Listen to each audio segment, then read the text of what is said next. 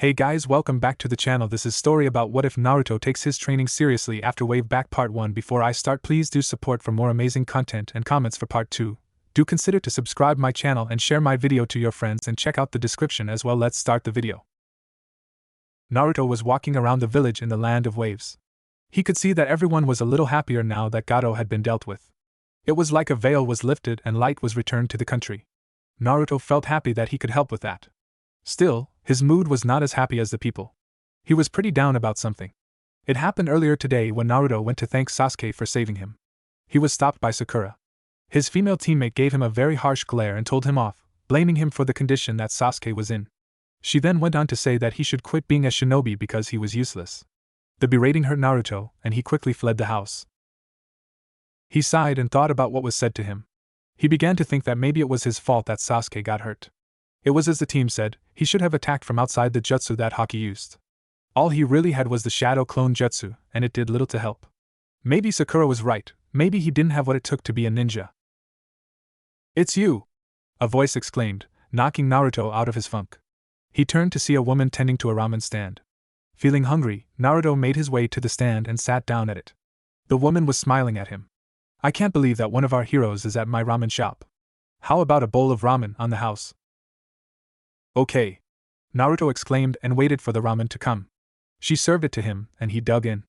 While not as good as Tuchi's, it tasted good. "This is really good." "Thank you. My father taught me, but he was one of the first killed by Gato. I had to learn on the fly." "So, why were you walking around?" she asked. "I'm just thinking about something," Naruto said. "Secret ninja stuff, I understand. My older brother used to be a shinobi in Hidden Mist Village. He was killed when the Kage clan went nuts," she explained. That's when she suddenly got excited. Naruto watched her as she made some noise in the back. She returned later with several scrolls, including one big one. She held it out to him. "Here, consider this a thank you." "Wow, I couldn't possibly take this," Naruto said. "Don't worry about it. My brother can't use it, and I don't want them anymore. I think that it would be better serving you. You can't let your skills drop, right?" she said with a smile. Naruto just blinked owlishly and took the scrolls. Naruto returned to Tezuna's house with the scrolls in hand. When he entered, he saw Kakashi sitting with a book in his hand. The sensei looked up and saw his blonde student with the scrolls. "What do you got there, Naruto?" Kakashi asked. "Someone handed me some scrolls that used to belong to her brother. I was thinking of giving these to Sasuke as an apology. I messed up sensei when we fought Haku," Naruto said. "Now Naruto, you shouldn't feel bad just because Sakura said some harsh words to you. You know how she is," Kakashi said. "Yeah, but I still feel bad. I'll give him these smaller ones while I keep this big one," Naruto said. Kakashi just nodded and returned to his reading. Seeing that no one was around, Naruto steeled himself before sitting across from his sensei. "Hey sensei, if I ask you a serious question, will you give me an honest answer?" The question made the copy ninja raise an eyebrow. He put his book away and gave Naruto his attention. "What do you want to know, Naruto?" Kakashi asked. "Do I have what it takes to be a ninja sensei?" Naruto asked. He was surprised that Naruto asked that question. Usually, he would brush anything that Sakura told him off and continue on. Sakura's words must have really stuck with him. He saw that he was waiting and faced him. "You don't really fit the mold of a ninja, Naruto. You're loud, brash, and exposed. You don't use your head and tend to rush into things. Your chakra control is still pretty bad, but that is because you have so much of it. Your shadow clone jutsu is impressive, but you should be a bit more diverse in jutsu," Kakashi said. Naruto looked down at that explanation. "Still, you come up with these amazing plans out of nowhere. You are great when it comes to group battles. I can count on you if things get bad. You have the potential to become great, Naruto, you just have to focus." "You really think I can be great?" Naruto asked. "I truly and honestly think that you can become great, Naruto," Kakashi said with a nice smile. He ruffled the boy's hair and was happy to see him smile. After a week, the team returned to Konoha. After speaking with the Hokage, Kakashi allowed the team to rest for the week. Naruto took this time to follow some advice that Kakashi gave him. He went to see Irika, who decided to give him some books. They were books on taijutsu, chakra control, genjutsu detection, and other various things. Irika helped him and became his tutor. It was rough, but Naruto stuck to it. He was now sitting on a park bench, looking through a taijutsu manual. The manual had several styles, but Naruto found them to be too hard or too stupid. He sighed in frustration and wondered what the hell he was going to do. Suddenly a shadow fell over him. Naruto looked up to see Shikamaru standing before him. "Hey Naruto, what are you doing with a book?" Shikamaru asked. "What do you think I'm doing?"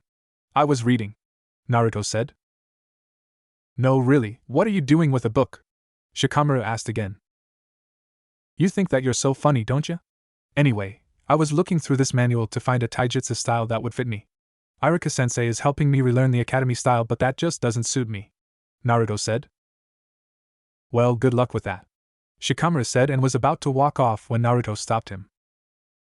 "Hey, do you know anyone who is good at taijutsu?" Naruto asked. Shikamaru paused for a while before looking at him. "My sensei, Asuma, is pretty good. I can take you to him if you want," Shikamaru said. "Yeah, that would be really helpful, Shikamaru," Naruto said. He stood and followed the Nara heir. "So, you're looking for a style that would suit you?" Asuma asked. He had a cigarette in his mouth as he faced the two boys. He was surprised that Shikamaru seeked him out until he told him the reason. He looked Naruto over and attempted to decide on what to do. What about asking Kakashi for help?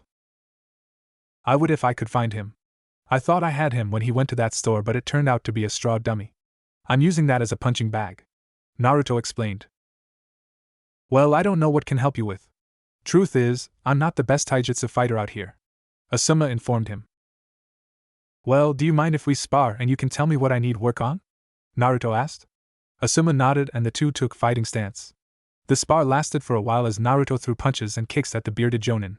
Asuma was impressed that the boy barely looked winded, but he was concerned about Naruto's fighting style, if you could call it that. He would have to ask his father to look into the academy teachers. After another 10 minutes, Asuma called for a stop. Naruto was a little confused by why he stopped the spar. "What's wrong? I still have some energy to burn," Naruto said. "Yes, I know, but I have seen enough, Naruto. Just out of curiosity, who was your taijutsu instructor?" Asuma asked. "It was Mizuki," Naruto answered with a tone. Asuma nodded his head in understanding. "Okay, here are the facts, Naruto. Your taijutsu is horrible and it will take a lot of work to fix. However, I can help you with your stance and footwork. How long do you have before you go back on duty?" he asked. 3 days, he answered. "That should be enough time. So, meet me here at noon, and we can get started," Asuma said. Naruto nodded and thanked him for his help. He left the training grounds to return home. Naruto dragged himself home and to his bed. He fell on his mattress with a thud. After a few seconds, he managed to roll onto his back. He stared at the ceiling and released a sigh. He had underestimated Asuma-sensei. He assumed that he was like Shikamaru and would be a little laid back. He learned in these 3 days that Asuma was not like that at all. The smoking Jonin explained to him that he was going to fix his stance and improve his footwork. He did this in 2 ways. To improve his stance, he had him assume a stance when his fist was to his face and his arms in tight. His feet were apart slightly. This was to help his defensives, as he was not allow any tennis balls to hit his chest or face. Asuma threw the balls at various speeds, confusing and annoying him. He was getting better but was far from perfect. To improve his footwork, he used the same method, only Naruto had to avoid the tennis balls while in the stance Asuma taught him.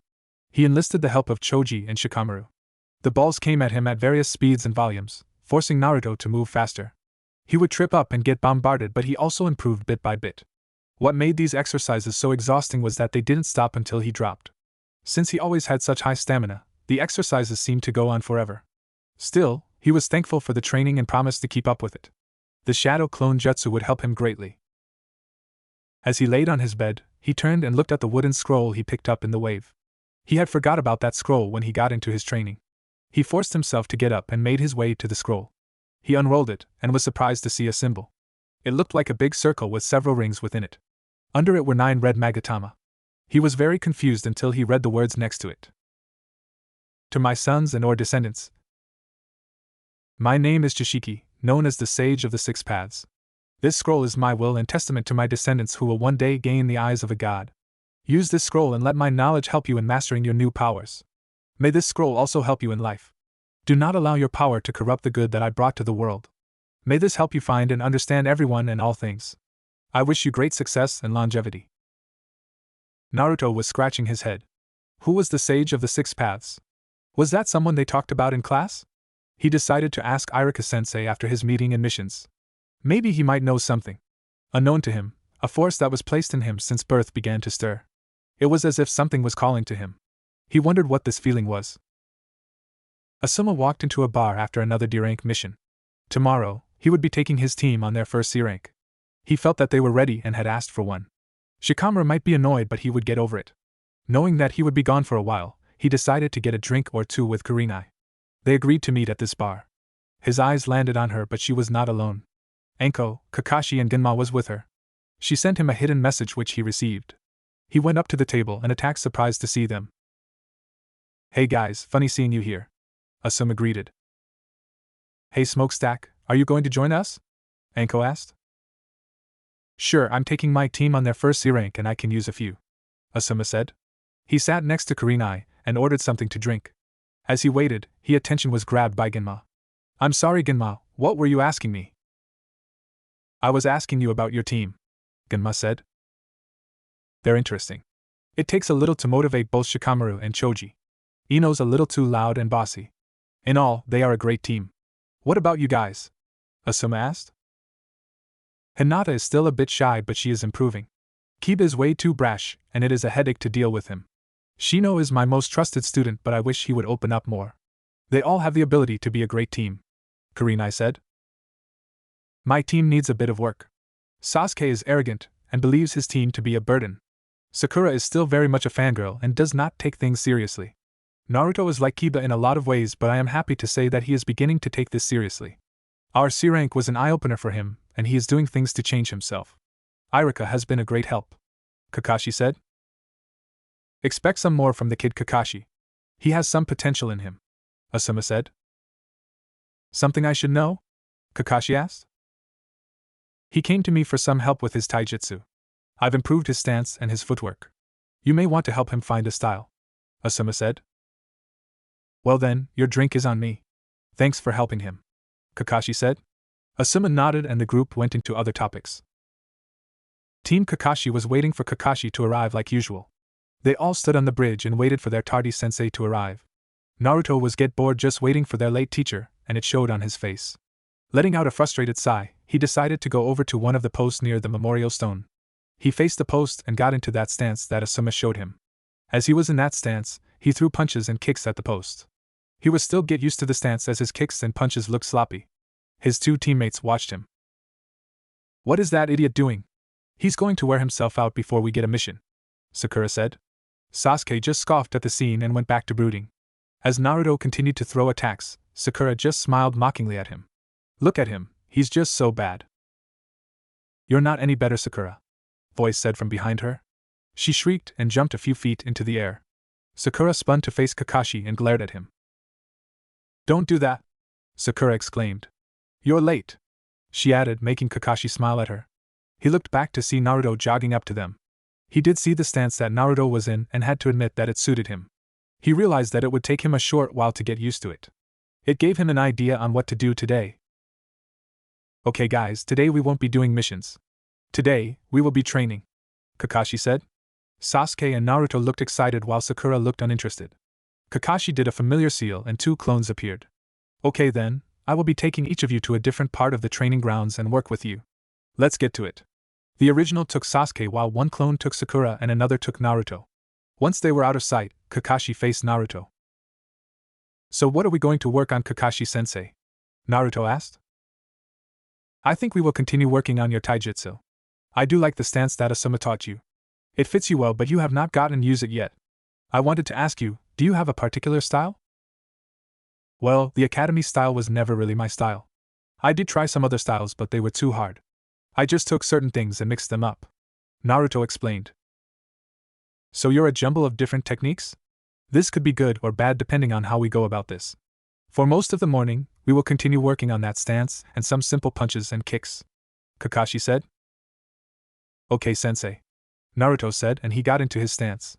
The clone and Naruto worked on the stance and his movement until lunch. Kakashi stopped him and got Naruto's attention.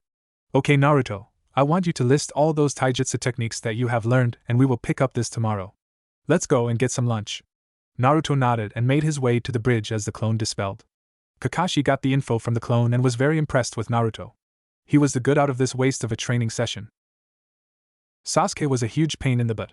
He decided to help the boy with his Sharingan and teach him some simple ninjutsu. The little punk kept on demanding that he show him a technique so that his Sharingan could copy it. He especially wanted to learn the Shadow Clone Jutsu, which he refused to teach him. He stuck to teaching him how to activate and deactivate the Sharingan. Sakura was worse. She was just so unmotivated, not wanting to get dirty and sweaty. He just showed her how to dispel genjutsu, which she got pretty easily. Kakashi just hoped that it got better in the coming days. Naruto was bouncing on his toes and throwing some punches before throwing a corkscrew punch at the dummy that he had. It was the first technique that he had been working on for a week. The list he made for Kakashi was pretty long. Kakashi crossed off about 60% of those techniques, and chose 15 that he believed that would be great for him. His stance was getting much better and his attacks were crispier than before. Kakashi and Iruka were very glad for the improvement. Now, he decided to move on to ninjutsu. Like Kakashi said, he should be more diverse with his jutsu. He had gotten some scrolls to learn from.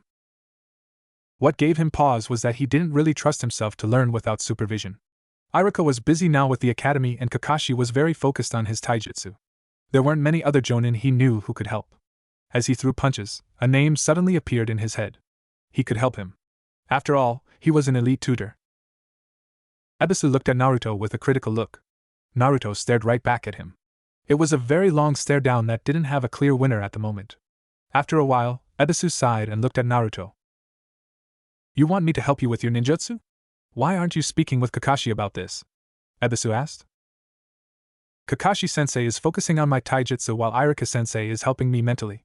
Kakashi-sensei says that I should have more jutsu besides the Shadow Clone Jutsu. I don't want to try anything without supervision. Naruto explained. That was very smart of you. Do you have an idea of what level of jutsu you should concentrate on? He asked. Level? Naruto asked in confusion. Ebisu sighed and pushed up his glasses up. As you probably don't know, the Shadow Clone Jutsu is a B-rank kinjutsu. The fact that you can pull it off and in bulk means that you have a very high chakra pool. Low-level jutsu wouldn't work with you without some heavy chakra control exercises. Ebisu said. Wow, I didn't think of that. So, would that teleportation jutsu be out of reach for me? Naruto asked. Maybe not. Is that a technique you would like to learn? Ebisu asked. Hell yeah! That technique is badass! Naruto exclaimed. Ebisu just sighed again. He wondered if he would regret this decision. Kakashi looked at his team who was doing another D-rank mission. They were still a work in progress, mostly because of Sakura and Sasuke. Naruto had improved greatly in the past 2 months. His taijutsu was at a level where he could hang with taijutsu fighters like the Inuzuka and some mid-level chunin. He said mid-chunin because of the addition the Shadow Clone Jutsu, which he began to incorporate into his taijutsu. He seemed to have found someone to help him with ninjutsu as he caught him using the teleportation technique to get to his favorite ramen stand. He was very lucky that he waited until Sakura and Sasuke left to do so. He decided to test the improvement of his knucklehead student. He waited until they finished and took them to the tower. Once they reported their mission success, he took them to their training grounds. Alright, my cute little genin, we're going to have a friendly spar to see where you're at. Up first, Naruto and Sasuke. Kakashi said. Sasuke scoffed at Naruto, but Naruto was pretty excited to test his newfound skills. Alright, this is a taijutsu-only match. No strong blows or crippling attacks. Understood? Both boys nodded and got set in their stances. Kakashi looked at both boys before dropping his hand to signal the beginning of the match. Sasuke wasted no time in trying to take out Naruto. The blonde dodged the fast attack and started bouncing on his toes. Sasuke continued to attack Naruto, but none of his punches or kicks was getting through Naruto's defense. It was beginning to frustrate the last Uchiha. Naruto was just testing the Rookie of the Year, mostly because he was taking Kakashi's words to heart. He really had to fight the urge to rush in and was playing it cool. He was very surprised that Sasuke had so many holes in his attack. He decided to show him just how big those holes were. Sasuke threw a punch that Naruto ducked. He moved into Sasuke's guard and caught him in the side with a hook. He then hit Sasuke with a jab that surprised Sasuke. He finished the combo with a straight kick to his chest. Sasuke hit the ground but rolled to his feet. He growled and charged at him again. Dodging his first 2 punches, Naruto landed 2 punches of his own. He dodged and countered every attack Sasuke threw. It was beginning to greatly piss off Sasuke that he was getting embarrassed like this by the dead last. He activated his Sharingan and glared at the blonde. Naruto saw this and readied himself for a tougher spar. Sasuke increased his speed and pressure. Naruto was hard-pressed to keep up with Sasuke. Still, he was able to land some shots that made Sasuke pause and retreat. He suddenly ducked a punch that Sasuke overreached and lashed out with a kick to the gut. Sasuke was sent flying and hit the ground with a thud. Sasuke stood and snarled at him. He started to do hand seals but was stopped by Kakashi, who grabbed his arms and placed them behind Sasuke. It was the same position that Kakashi placed him in during the belt test. That will be enough of that. Naruto is the winner of the spar via disqualification, Kakashi said. What? But you interfered in the match. Naruto should be disqualified, Sakura exclaimed. Kakashi looked at her with a narrowed eye and Sakura gulped in fright. What were the rules of the match? This was a friendly taijutsu spar, which means no jutsu. Sasuke was about to use a jutsu just because he was not getting his way and got frustrated. He should have lost when he used his Sharingan, but I allowed it to slide. Are you saying that I should have allowed Sasuke to use a fire jutsu on your comrade? Kakashi asked with an edge. I didn't mean, Sakura began but was cut off by the look in Kakashi's eye. She bowed her head in shame and remained quiet. Kakashi scoffed at her and faced Naruto. Naruto, you are excused for the rest of the day. Enjoy your victory and have Ikarakas put the bill on me. I have to talk to your teammates for a bit, Kakashi said. All right, sensei, Naruto exclaimed and made his way to the ramen stand. Naruto was at home, reading some scrolls. After having some bowls of ramen, he decided to get to studying. As he was studying some scrolls, his attention was diverted to the wooden scroll that he got from the Wave Country. He wasn't very interested in it after reading the first paragraph, but something was telling him to continue reading. He put aside the material he was reading and made his way over to the scroll. He opened it and read it. As he read and was getting bored, he saw that this guy was giving instruction on how to master the elements. All the elements were there, and he was giving some clear instructions on how to master them. He quickly recanted his last statement about the scroll and continued to read the scroll eagerly. Unknown to him, his prisoner was reading along with him. He was very surprised to see that Naruto had gotten his hand on such a scroll. He smirked at the possibilities that Naruto could have with this in his possession. Perhaps he would not be within a weak container after all. Ino was not a happy camper at the moment. She snapped a strap on one of her sandals. Her teammates would not get their asses in gear when they were training, and that freakish forehead rival of hers was with her Sasuke. It made her so angry that she got to be on his team. Who knows how far she sank her claws into him. Oh, how she wanted to find their training grounds and have it out with her. That would show her who was top dog. She suddenly stopped when she heard a cry of frustration. She followed it and found Naruto. He was currently in a horse stance and holding a leaf with his two hands. She watched him for a while and chuckled softly as it looked like the guy was constipated. She watched him release another cry of frustration before falling onto his back. She just sighed and walked away from the area. Whatever that moron was doing, she didn't want to be involved with it. Kakashi watched as his team worked on a fence. He had his book in his pouch this time, as he did not wish for any screw-ups. It had been a week since the spar and he couldn't believe how things had gotten. The issue was his two other students trying to bully their teammate. He just sighed as he could not believe the behavior of the Rookie of the Year and top Kunoichi. It started when Sasuke challenged Naruto for a rematch without his knowledge. He was very happy when Naruto did not fight him and let Sasuke know that it wasn't going to happen unless he was there. Sasuke called him a coward, but Naruto did not take the bait. Sakura relentlessly berated Naruto for hitting Sasuke. It got to the point that Naruto got tired of it and told her to leave him alone. Sakura did not take kindly to that and attempted to hit him. The keyword being attempted, as Naruto dodged her punch. She tried again, but Naruto blocked it. After another punch, Naruto slipped into her defense and swept her leg from under her, sending her to the ground. Sakura and Naruto were surprised by it. Naruto tried to apologize, but Sakura wasn't listening. He could see that Naruto was down about it, but he hoped that it would end his little crush on her. Lucky for him, Naruto was not frustrated by the actions of his teammates. He just kept on improving his skills, becoming a much better ninja. Iruka helped him out mentally when he had time. When he could not help him, Ebisu stepped in and helped. This would be because Kakashi asked him to, telling the elite instructor that he would help Naruto with his jutsu. In addition, in helping Naruto with his taijutsu, he taught Naruto the water clone jutsu and the earth style, underground move jutsu. It truly helped the young blonde come up with some incredible ideas. While proud of this development, he was worried about the team.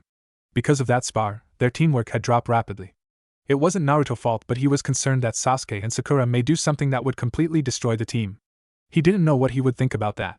He just hoped that Sasuke got over his loss to Naruto so that the team could function well. Naruto was get very frustrated with this damn exercise. He was doing all the things that the scroll had told him to do. How hard could this really be? He so wanted to control fire because he had a dream of launching balls of fire from his hands. Yet this exercise was getting annoying. As the scroll said, he was to hold a leaf in between his fingers after he lit the middle of it with a match.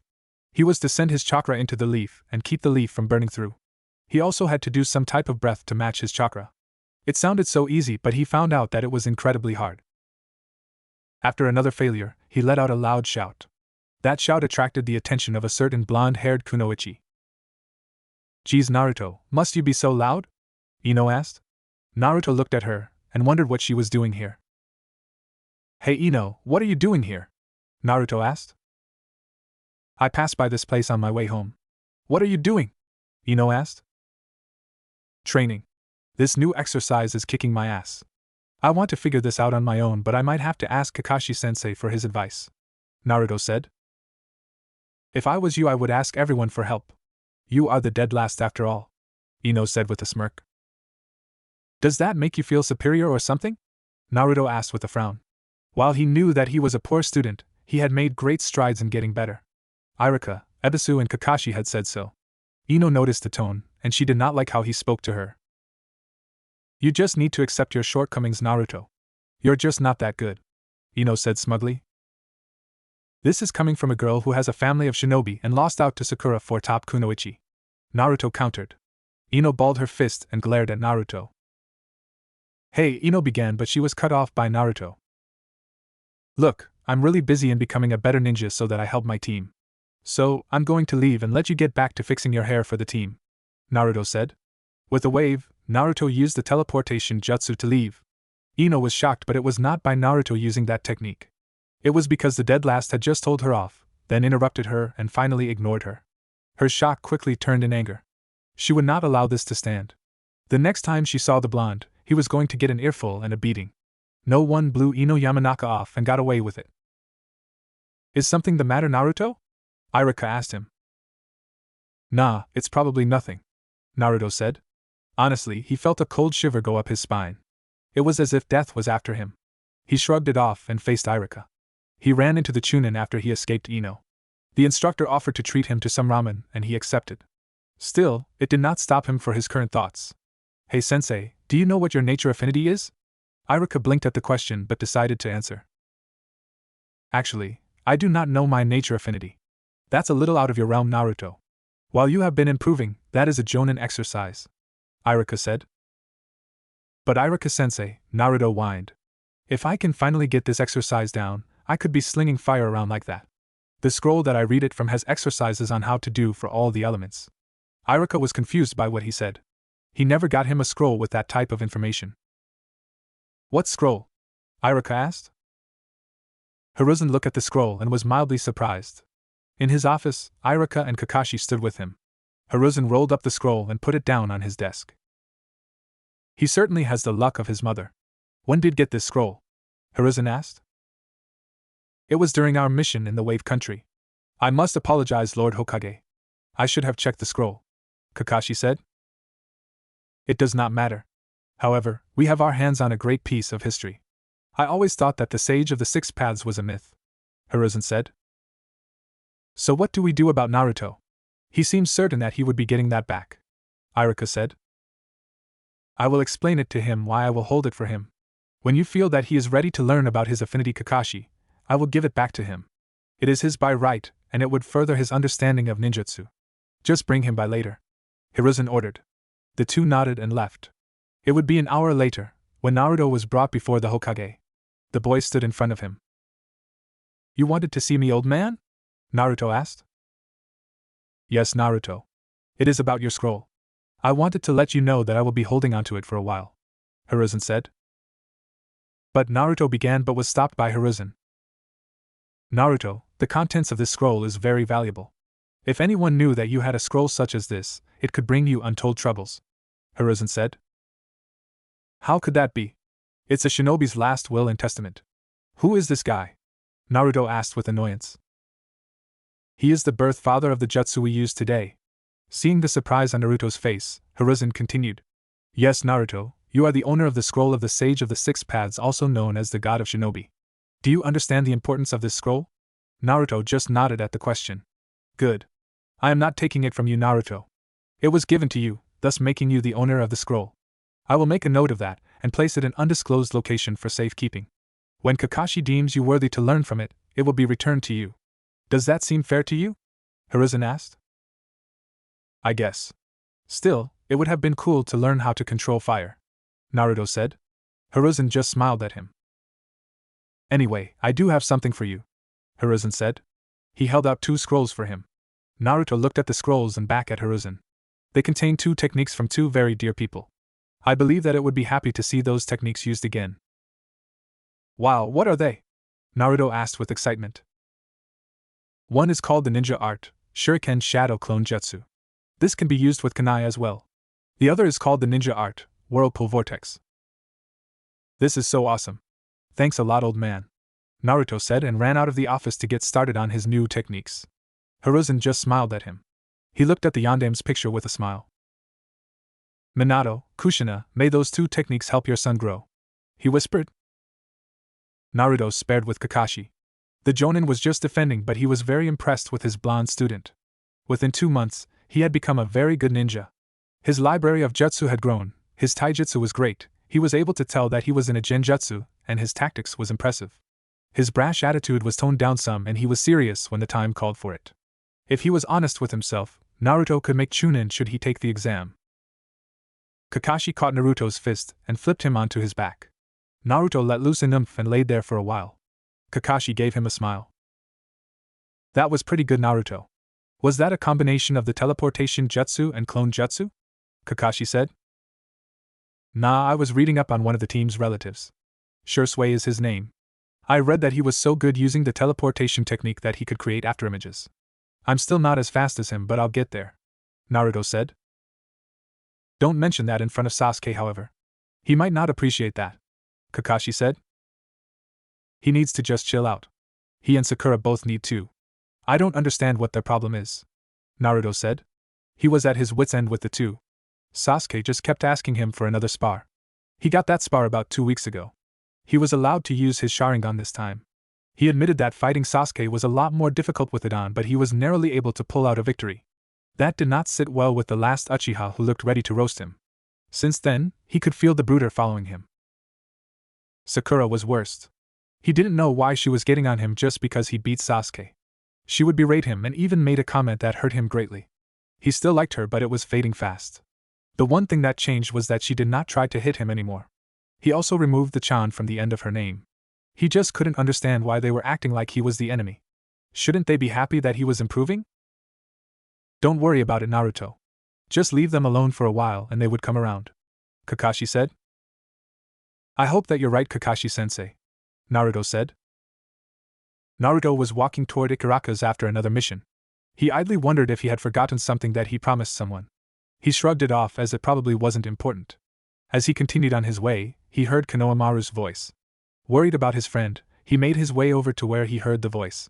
He arrived to see Konohamaru being chased by Sakura. He saw his friends following behind him. Not wanting to see his friend get hurt, Naruto teleported and snatched him up in mid-run. He landed on a branch and placed him next to him. Sakura was very confused until Naruto made himself known. Naruto, hand that kid over, Sakura demanded. Not until you calm down. I don't know what's going on, but whatever he did or said doesn't mean that you can bully him, Naruto said. I'm getting sick of your attitude, Naruto.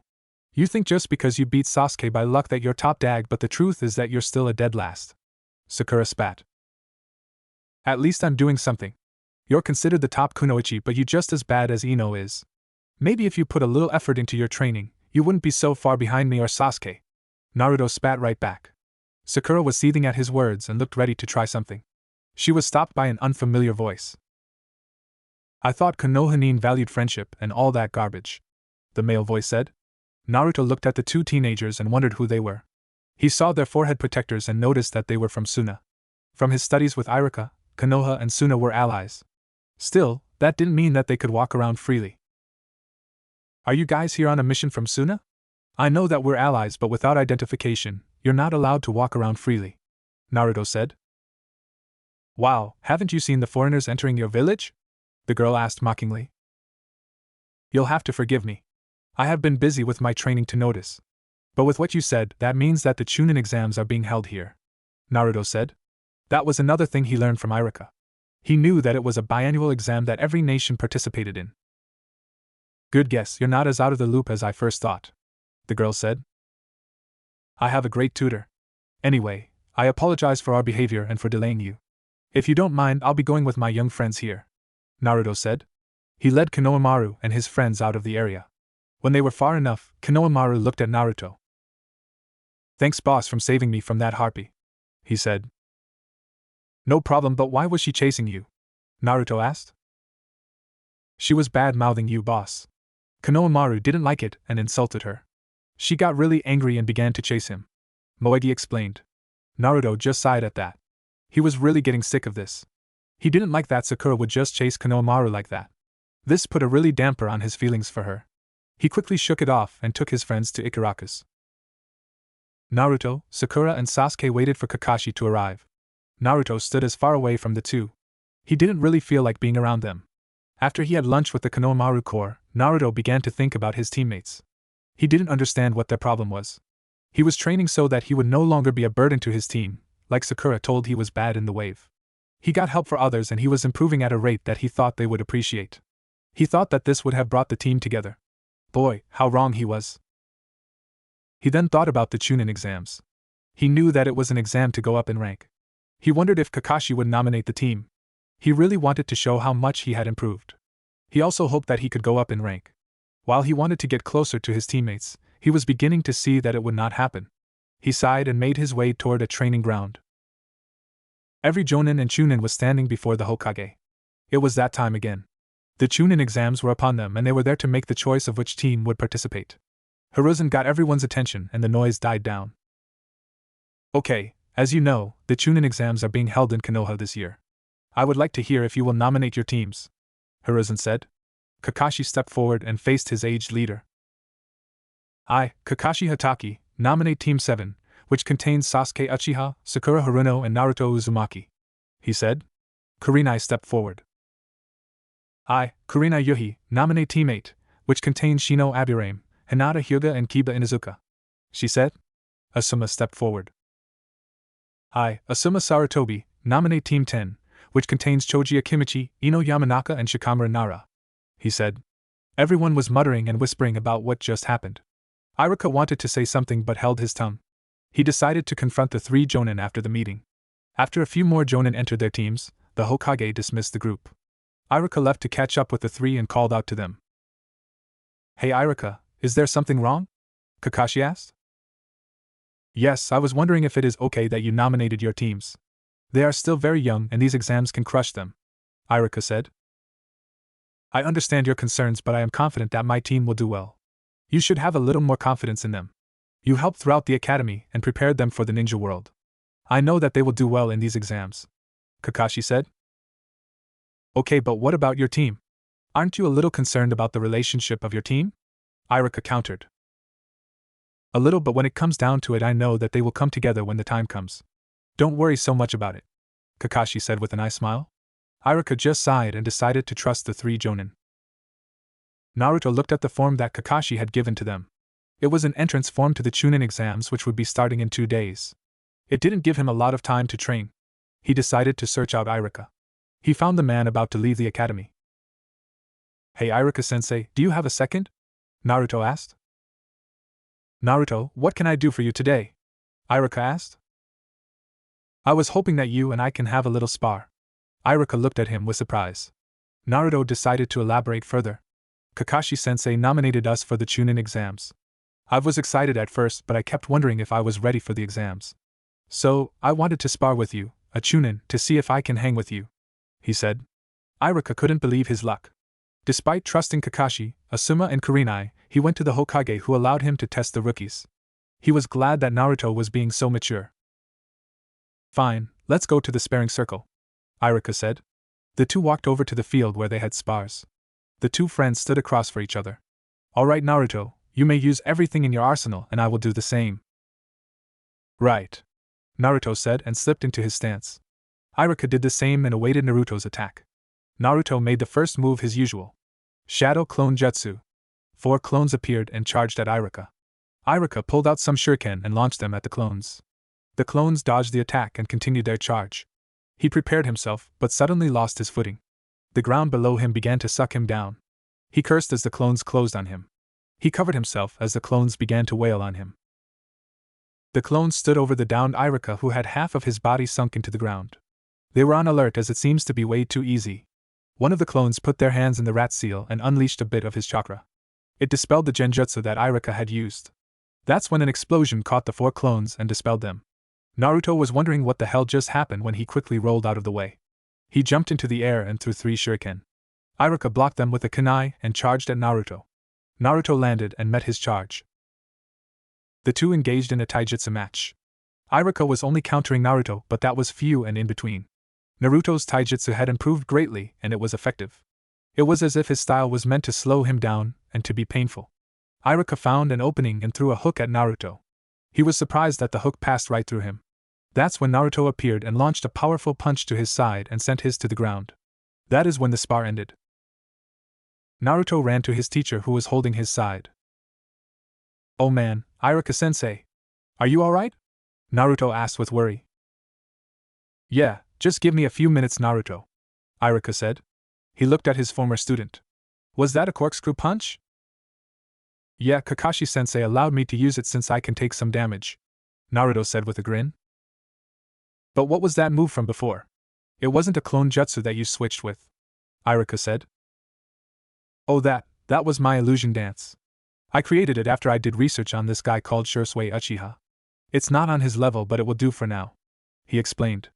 Iruka couldn't believe that Naruto had done a move similar to that of Shursui the teleporter. He had no doubt now that Naruto was ready for the exams. Iruka wrapped a bag of ice on his tender side.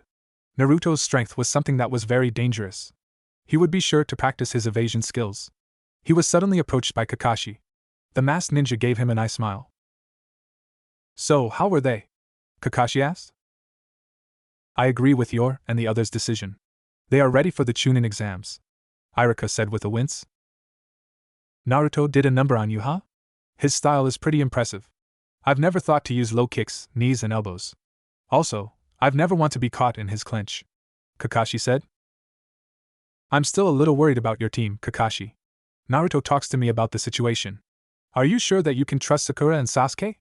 Iruka asked.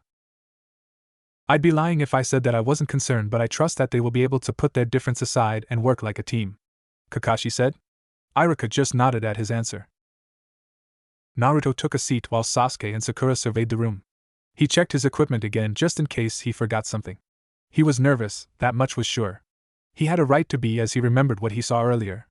After Sasuke disrupted the genjutsu on the second floor, a bonehead move he thought, they were confronted by a genin called Rock Lee. The spandex-wearing shinobi challenged Sasuke to spar. Naruto tried to stop it, but Sasuke wouldn't listen. In the end, Sasuke was soundly beaten by the genin. What Naruto took for it was that there was some very tough competition in these exams. His attention was taken away when Ino put herself on notice. Naruto ignored it and continued to check his equipment. When he was done, he put his pouch back on his belt. He looked up and was surprised that Ino was right in his face. He blinked a few times before noticing the angry look on her face. "Can I help you?" Naruto asked. "Who do you think you are, Uzumaki? How dare you blow me off like that?" Ino asked with an edge. "What are you talking about?" Naruto asked. "Don't play dumb with me. Just because I told you the truth doesn't give you the right to act like a jerk," Ino said loudly. That's when it clicked for Naruto as to why Ino was angry with him. "Are you still hard up on that day? First off, you were insulting me as I was training to improve my skills. If I'm not taking that from Sakura anymore, then why should I take it from you?" Naruto asked. The rookies noticed the missing Chan and was wondering what was going on. "Secondly, what did I say about you and Sakura that wasn't true? You come from a ninja clan, Sakura is a civilian. You have the edge over her, yet she gained top kunoichi honors. Am I wrong?" Everyone watched the scene with wide eyes. Naruto was talking back to Ino and make a good point about it. Ino was boiling with rage and was about to roar. "Why you?" Ino began when Naruto cut her off again. "Hey Hinata, Kiba, Shino, are you taking the exams too?" Naruto asked. Ino looked at the blonde with wide eyes. Naruto Uzumaki had just blown her off again. This was not going to stand. She was about to lay a beating on him when an older teenager stepped in view. "You guys need to calm down. You aren't making a good impression," he said and pointed to the crowd. The rookies looked to see everyone give them the evil eye and a little bit of killer intent. Some of them looked a little scared when Naruto stepped forward. He took a deep breath and showed his intent. The elder genin were surprised by the action of the blonde kid. They were certain that he was glowing in a faint blue color. The stare-off ended and everyone went back to their business. Naruto just sighed and turned back to the rookies. He saw that they were looking at him with shock and awe. "What?" Naruto asked. The elder teen pulled out a stack of cards. He began to shuffle through them until he pulled out a card. He looked at the card and then back at Naruto. "Well, this is embarrassing. My card didn't have that skill. When did you learn how to do that?" he asked. "It's a secret and nothing you need to know about. Exactly what were you talking about, information? What is that in your hand?" Naruto asked. "Oh, this," he said. He flipped the card and showed what the card had. It had a picture of Naruto, his stats and his mission history. "These are called Ninja Info Card. I have collected data on every genin in this exam from my times in taking this exam." "How many times have you taken the exam?" Sakura asked. "This will be my 7th time. The name is Kabuto Yakushi, by the way," he answered. "7th time, you must really suck," Kiba mocked. "I assure you that the exam is very difficult. I would not be so cocky in thinking that you would have an easy time," Kabuto said. "These cards, you have information on everyone in this room?" Sasuke asked. "Yeah, even the rookies. Why, are you interested in someone?" Kabuto asked. "Rock Lee of Konoha and Gaara of the desert," Sasuke said. "That's no fun. You know their names," Kabuto said. He shuffled through his deck and pulled out 2 cards. "Here they are." "Show me," Sasuke demanded. "Okay. The first one is Rock Lee, rank genin. He is the member of Team Guy with Tenten and Neji Hyuga. His mission history is 14 D-rank missions, 5 C-rank missions and 1 B-rank. He has no talent in genjutsu and ninjutsu, but his taijutsu skills are off the charts. The second non is Gaara of the desert, rank genin.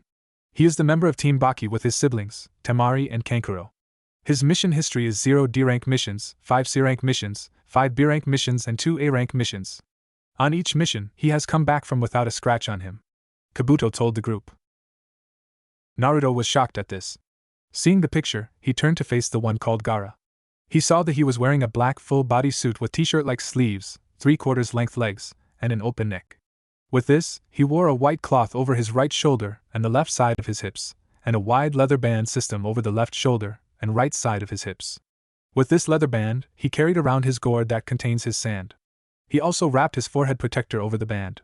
He saw the rings around his eyes and the look that promised pain should anyone cross him.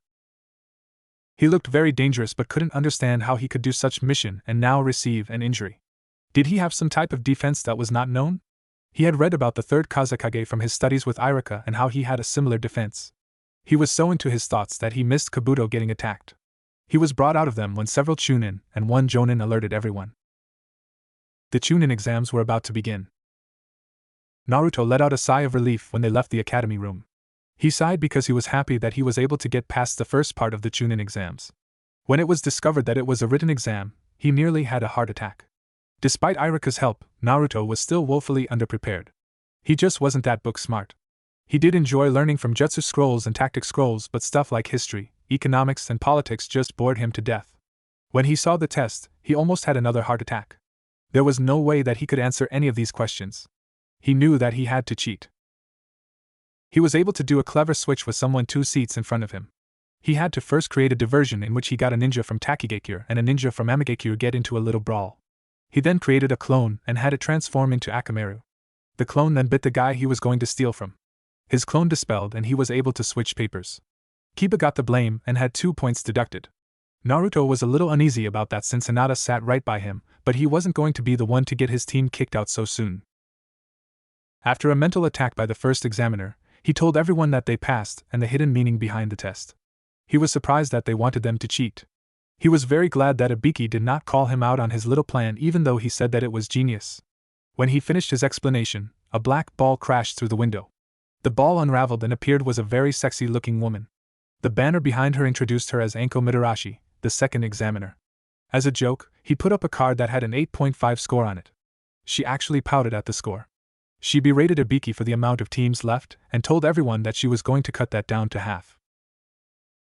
She led them all to a training ground. The place had to be special as it was surrounded by a gate with barbed wire on the top of it. Enko told them that this was Training Ground 44A, K.A., the Forest of Death. That did little to ease Naruto's nerves. Enko began to explain the test. It looked like they were going to be on a 5-day seek and capture mission. The thing that they need to capture was the opposite scroll that each team was given. One was called the Heaven Scroll and the other was called the Earth Scroll. She also had out waivers as killing would be allowed in this part of the test. After the explanation, Enko gave some advice that just made everyone worry a little more. Team 7 entered a tent which hid everyone from view. They received the Heaven Scroll, which meant that they had to get the Earth Scroll. Sasuke immediately put himself as leader, and he did not argue with him. He needed to at least be civil with him and Sakura as they would need to be a team for this part of the exam. He did switch scrolls, placing their scroll in Sakura's pouch. It made sense since no one would expect Sakura of having the scroll. Anyone who opened that scroll would be in for a nasty surprise. They were led to their gate and waited for the exam to begin. The chunin at their gate unlocked it and opened the gates wide. They shot in without pause. It had been almost an hour since they entered the forest, and Naruto wondered if he should have fought Sasuke for leadership. He figured that he had a plan, but his plan was to walk around until they found someone with their scroll.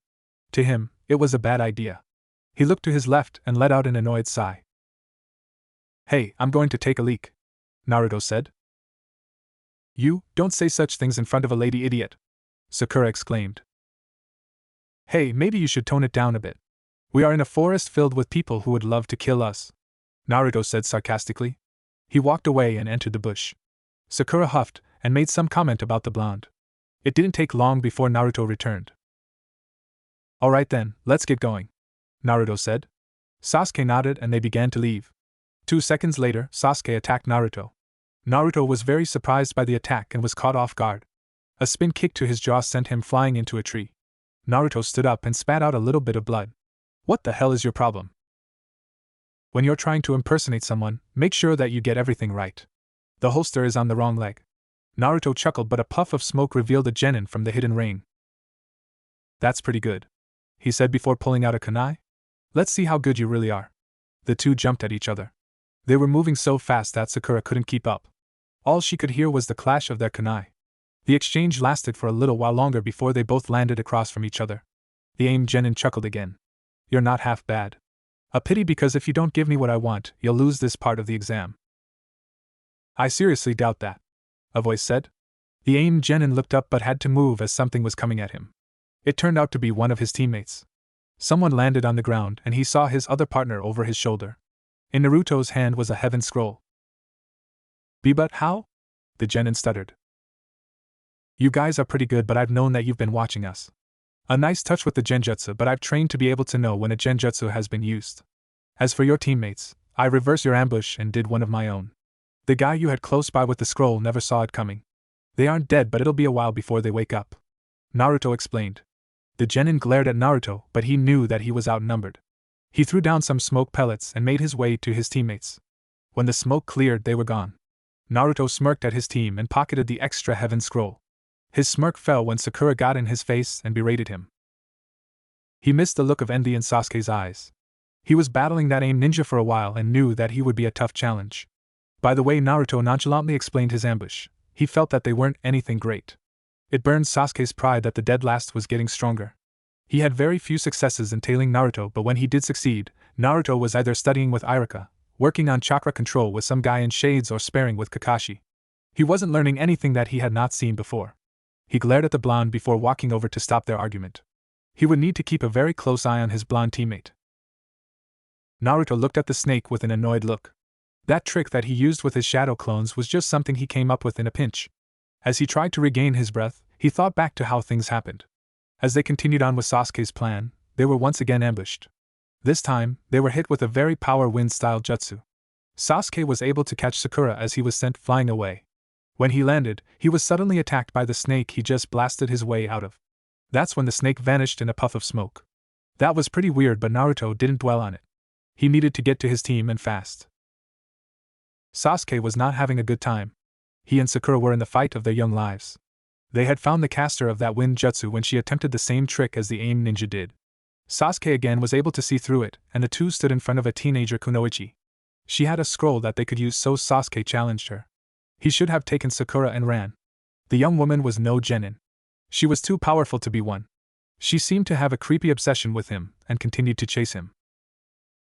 The two genin of Team 7 were breathing hard as the kunoichi from the hidden grass barely looked winded. I'm very disappointed in this battle. I thought that the Uchiha were so strong. She mocked. Sasuke glared at her, but he was too afraid to do anything. He was considering giving up their scroll as a bargaining chip. The Kusa kunoichi began to make a move when she was suddenly attacked from all directions with shuriken. She landed on the trunk of the tree and looked around the area. She had a small smile on her face. Naruto-kun, is that you? Sorry lady, but only those I consider friends can use kun, and you're no friend. Naruto said. His voice seemed to be everywhere, not giving away his position. I'm guessing that the wind jutsu and the snake were your doing? I'm surprised that you survived my pet, she said. He ate something that did not agree with him. He said. Naruto, from his hiding spot, could see that Sasuke and Sakura were really beat up. This woman must be really good if she could have Sasuke in such a condition. What's your purpose here? What makes you think I have one? She asked. You're obviously skilled. You could have easily killed Sasuke and Sakura, taken our scroll and fled. You've been toying with them, Naruto answered. Aren't we clever? Yes, I could have ended this little game any time I wanted, but I wanted to test the last Uchiha out. I was not impressed with him. Perhaps you would like to entertain me? She asked. Naruto didn't say anything but stared at Sasuke. What the hell was he doing? He could have easily have attacked her while they talked. He was about to say something when he felt someone behind him. He was too late as he was sent rocketing out of his hiding spot. Naruto hit the tree branch hard and dispelled. A shadow clone? Nice technique, huh? The young female turned only to be struck in the face by Naruto. She easily took the blow and backhanded him. The two landed across from each other. He didn't take his eyes off the woman. Anytime you two want to jump in and help, now would be the time, Naruto said to Sasuke and Sakura. The woman smirked and charged at him. She had to once again dodge another round shuriken. She blocked Naruto's roundhouse and lashed out with an elbow. Naruto blocked the elbow, but the power behind it sent him flying. She flipped in midair but was suddenly driven into the ground by another clone. 5 clones came out and attacked her. Naruto turned his attention towards Sasuke and Sakura.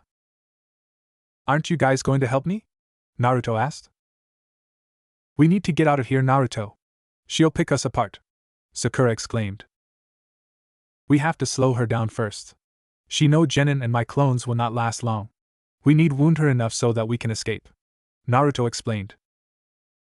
We should just give up our scroll and run, Sasuke stated. Did you not hear her before? She could have ended this in a matter of moments. She's just toying with us. Guys, I need your help, Naruto said. Sasuke looked ready to give in, but Sakura grabbed his arm. We need to get out of here. We can't fight her and win. Let that idiot Naruto cover our escape, Sakura said. Sasuke was surprised by what she was saying. She was ready to abandon Naruto just like that. Naruto was curious about what was taking so long when he had to dodge. He cursed and whipped out a kunai. He launched it at the girl. Ninja art, Shuriken Shadow Clone Jutsu, Naruto called out. The kunai tripled in amount and launched at the girl at incredible speeds. She was very surprised and was nearly skewered by the kunai.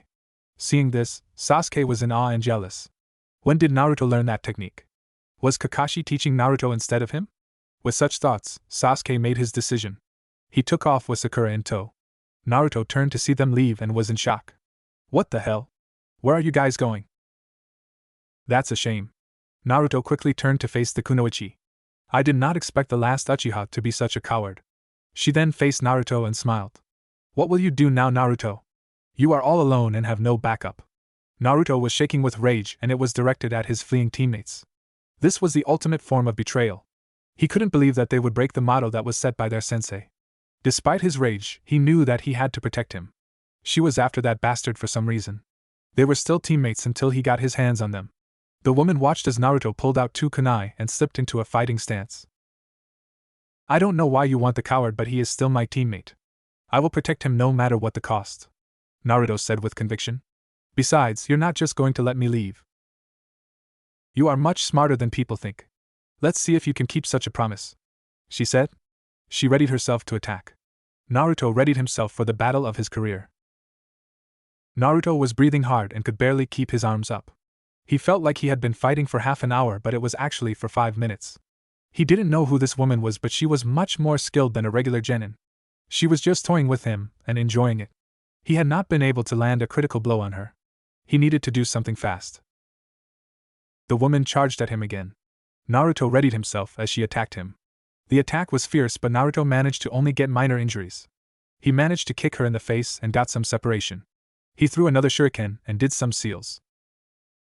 Ninja art, shuriken shadow clone jutsu, he called out. The one turned into hundreds and converged on the teenage girl. She immediately summoned a snake that coiled around her and protected her from the barrage.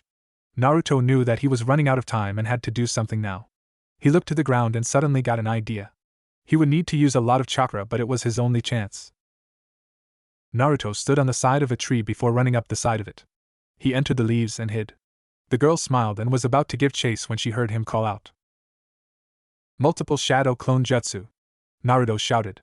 The girl was surprised at the sheer number of clones. The amount blocked out the sun. Each clone threw a shuriken at the girl. She suddenly realized what the boy was planning. She was too late, however, when he called out his shuriken attack. There was no way to avoid or dodge. She was consumed in steel, as was the area. The number of projectiles ripped through branches and sent them all to the ground along with the teenager girl. When it was over, the ground was covered with black steel and the teenage girl was in pieces. Naruto dispelled his clones and landed on the ground. He winced and held his head as he got one of the worst headaches ever. He fought through it and walked over to the body. Naruto looked a little sick at the corpse. It was his first kill after all. Is this your first kill? The girl's head said, making Naruto's eyes widen in shock. They got even wider when he was stabbed in the back. The grass kunoichi on the ground dissolved into mud while the real grass kunoichi held the kunai that was in Naruto's back. That was a great plan, boy. If you had acted a second sooner, I would not have the time to substitute with my mud clone. Lucky for you, this is only a minor wound and you will survive it. That's going to be a mistake on your part. Naruto grunted out before he popped out of existence. The woman was surprised, but not as surprised when the ground began to drag her down. Then the earth opened up and ate her. She struggled, but it was no use and she was dragged into the ground. When it was over, Naruto stepped out from behind a tree. He dropped to his knees and took several deep breaths. He figured that the grass kunoichi would have found a way to avoid his first attack, so he set up a backup plan. The ninja art, whirlpool vortex, kicked ass. Naruto rested for a bit as he was nearly out of chakra. That would prove to be costly as something shot out of the ground and impaled him in the chest. Naruto coughed out a bit of blood and looked down to see a sword. He looked up to see the grass kunoichi. She had a neutral look on her face. Naruto watched as she reached up to her face. He was very shocked to see her put her own face off. Once it was off, he got to see who he was dealing with. It wasn't a woman he was fighting, but a pale-faced man. He had amber eyes with slits in his pupils and purple markings around his eyes. He reached up to him and removed the sword from his chest. Naruto hit the ground with a thud. The man was about to leave when Naruto spoke. Wait, he struggled to say. The man turned back to see that his whisker marks were darkening and his pupils were slit. His blue eyes were beginning to turn red. He quickly moved and grabbed Naruto by his collar. He used his tongue and lifted his shirt. It revealed the seal that was now visible. He acted quickly and did a seal. His fingertips lit up with purple fire. 5-pronged seal! The man shouted and thrust his hand into Naruto's gut, right over the seal. Naruto let out a primal roar before succumbing to chakra exhaustion. The man looked at the boy with a sick smile. It's a shame that you are the container of the Kyuubi. With your potential, you might have been the perfect body. Either way, you have impressed me enough to reward you. Consider it a token of gratitude for such a good show. He regurgitated the earth scroll he swallowed earlier. He composed a note and attached it to the scroll. He then hid Naruto inside a tree trunk before leaving. Naruto woke up later that day. He felt a small pain in his chest, but it was quickly going away. He thanked whatever god that was listening for his advanced healing. He mostly credited it to the fox. Either way, the pain was fading. He looked around and noticed that he was within a tree. He then remembered the person that he was fighting. He couldn't believe that he was fighting a man all this time. He was super tough too. His hand hit something and Naruto saw that it was an earth scroll. He saw the note attached to it. He carefully opened the note and read it. Naruto-kun. I am greatly impressed with your skills. You actually made it interesting. Congratulations on keeping me from my objective. I will have to try again at a later time. For your bravery, here is the earth scroll. You must now hurry to your teammates, or my little genin will end them on my orders. Orochimaru. Naruto just could not believe who wrote this note. He knew that he was fighting someone stronger, but he didn't think that he was fight one of the freaking Sannin he learned about from Irika. This also made him angry at his teammates for their abandonment. Naruto quickly stood and made his way out of the tree. He had 2 people to hunt. Shikamaru couldn't believe how troublesome this situation had become. Why did Ino have to run her mouth about saving her chosen one? Now he, Choji, Ino, Sakura, Lee and Sasuke were on the ground defeated. This sound team was no joke. He had already figured out who each of them fought. The girl loved to use Senban, and could use them to cause server damage. The spiky black-haired guy could fire a combination of air waves and sound waves. The most dangerous of them was the leader. He wore a gauntlet that could amplify sound waves, causing those to pass out. Together, they made a terrible force to be dealt with. This is a joke. Even with help, the great Uchiha isn't that great. The spiky-haired boy mocked. Sasuke glared at him with all the hate he could muster. The kunoichi aren't that much of a threat either. Such a waste. The girl added. Enough, Kin Zaku. Let's just finish them off, the leader said. Alright already, Dosu, Zaku said. He turned to face the group. Well, you heard him. It's time to go bye-bye. He raised his arms to finish them off. He was suddenly stopped when a kunai nearly hit him in the head. The team looked up to see 2 more Konoha genin. Man, you guys just keep coming out of nowhere. Before the Hyuga could speak, a series of explosions caused a huge dust cloud to appear. Everyone was confused and disoriented. What the hell is this? Zaku called out. Calm down, Zaku, Dosu shouted. He kept his ear open for a sound and was confused as to why he didn't hear Kin. The smoke cleared and he found Kin. She was lying on the ground, not moving. The 2 were wondering what just happened, when Zaku was suddenly swallowed up by the earth. Dosu jumped into the air, feeling whoever was attacking them was underground. He was suddenly restrained by 4 blondes. They raised him high before slamming him down into the ground hard. Naruto popped out of the ground and landed on Dosu's chest, knees first. Dosu gasped before passing out. The ground was suddenly blown away and Zaku crawled out of the crater. He shook the cobwebs out and looked around. He watched as Naruto got off Dosu and faced him. Who the hell are you? Zaku demanded. All you need to know is that you're outmatched here. You can leave with a few bruises or some major damage. It's your choice, Naruto said. Here's my choice. Slicing sound wave, Zaku shouted. Naruto vanished, leaving an afterimage. Zaku was confused when Naruto appeared in front of him, his arm cocked back. Zaku quickly fired and slicing sound wave, but he was shocked to see that it was another afterimage. He suddenly felt amazing pain on the side of his face. He was then sent flying into a tree with amazing force. He hit the tree hard and fell to the ground unconscious, the side of face gaining a huge bump. Everyone was amazed at the display. With a few moves and carefully planned ambushes, Naruto destroyed the sound team. The blonde's clones searched the team and managed to find an earth scroll. He pocketed it and faced the others. Holy crap! Naruto, that was awesome! Choji cheered. The 2 who had just descended from the branch had to agree with the chubby ninja. As Choji was about to congratulate him, Shikamaru stopped him. He saw that Naruto did not have his usual happy face. He walked past them and up to his teammates. Naruto bore a hole into Sasuke, who didn't look intimidated. Sakura looked worried as she saw Naruto clench and unclench his fists. What do you want, Dobe? Sasuke asked without care. That instantly earned him and punched to his jaw. It dropped him to the ground. Naruto then grabbed Sasuke by his collar and drove him into a tree. The force that he hit the tree at dazed the last Uchiha. You son of a! I should beat your ass for what you did. If there was anyone I would not expect that from, it's you. Why did you and Sakura leave me to die? Naruto roared. This surprised everyone in the area. Let Sasuke go, Naruto. We should have run and gave up our scroll like he said we should have. Sakura shouted. Do you know who you left me to fight? Orochimaru was disguised as that girl who was kicking your asses. Why would a Sannin care about a test? Naruto spat. He turned his attention back to Sasuke. You are nothing but a coward and a fraud.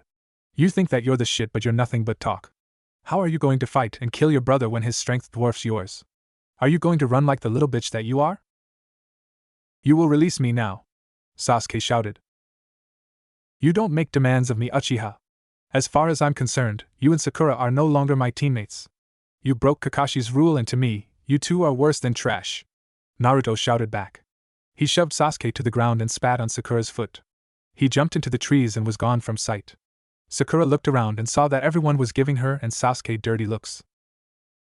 We didn't know who he was fighting, Sakura stated, trying to explain the situation. And does that make what you did right? You left him there to die and he should be, Shikamaru said with a tone. It seems that he was fated to be on such a bad team. It also seems that the Uchiha is not all that he and hyped up to be, Neji mocked. Sasuke rounded on him with a harsh glare. Ino looked at the direction that Naruto went in and decided to follow. She didn't know why, but she decided to see how the blonde was doing. Naruto splashed some water on his face, hoping the cold water would calm him down. He was still angry, but it had reduced as he had gotten all he wanted to say out. He sat near the river and thought about what to do next. He knew that he would have to get to the tower and let the old man know about what happened in the forest. He would bite his anger and go with his former teammates.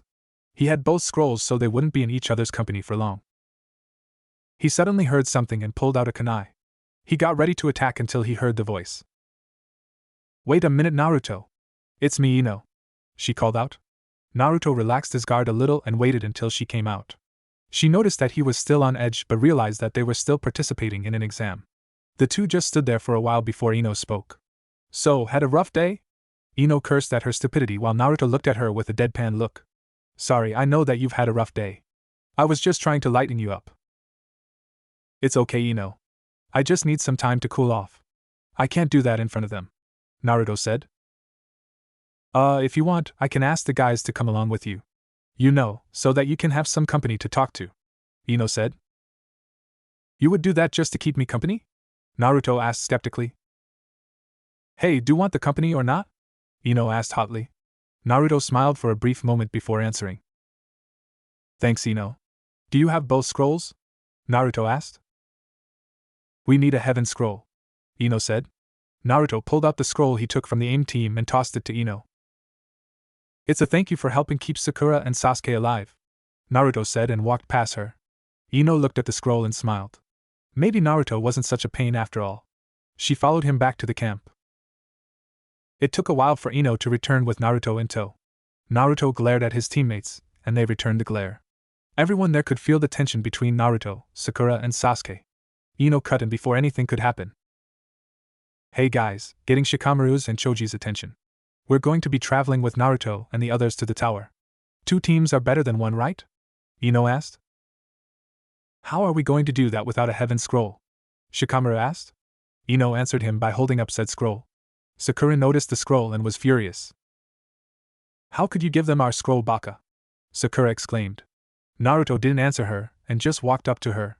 She prepared herself to knock his lights out, but he swiped her pouch and pulled out another heaven scroll. He threw her pouch back at her and walked off with both scrolls. He ignored her voice and moved on. Ino followed him as did the rest of her team. Sasuke and Sakura soon followed them. As they walked toward the tower, Ino attempted to lighten the mood and tension between Naruto and his teams. Truth be told, she could not fault Naruto for being angry. On one of their breaks, Ino decided to check on Naruto's story. She entered Sakura's mind and got the truth from her memories. She couldn't believe that they would just leave him like that. She refused to speak to Sakura after learning the truth. Ino mostly kept talking with Naruto, who appreciates her help. Shikamaru and Choji also talked with him as well. Sakura couldn't understand why everybody was trying so hard to make Naruto happy. In her mind, it was all Naruto's fault. He should have escaped with them when Sasuke suggested it. They had an extra scroll, so it wouldn't have been a huge loss. Now, everyone was looking at her with disgust and disappointment. It wasn't something she enjoyed. Sasuke was just glaring a hole through Naruto. He didn't like how Naruto just pushed him around like that. He didn't like how he called him out like that. He didn't like this new and improved Naruto. He was much stronger than him. Those sound genin had made a fool of him, and Naruto easily took them out with just a few useless jutsu and a distraction. It infuriated him at how weak he was. He was going to get to the bottom of Naruto's strength. The 2 teams arrived at the central tower without incident. They listened to Shikamaru and kept to the ground and near the river. They moved around other teams and stuck to being ghosts. When they entered the tower, they read the parchment on the wall. If you lack heaven, seek wisdom to be prepared. If you lack earth, run in fields and seek advantages. What does that mean? Ino asked. Shikamaru looked at the parchment, and then at the scrolls. He looked at Naruto. I think we can open the scrolls now, Shikamaru said. Naruto nodded and did as Shikamaru said. The scrolls glowed and exploded into a lot of smoke.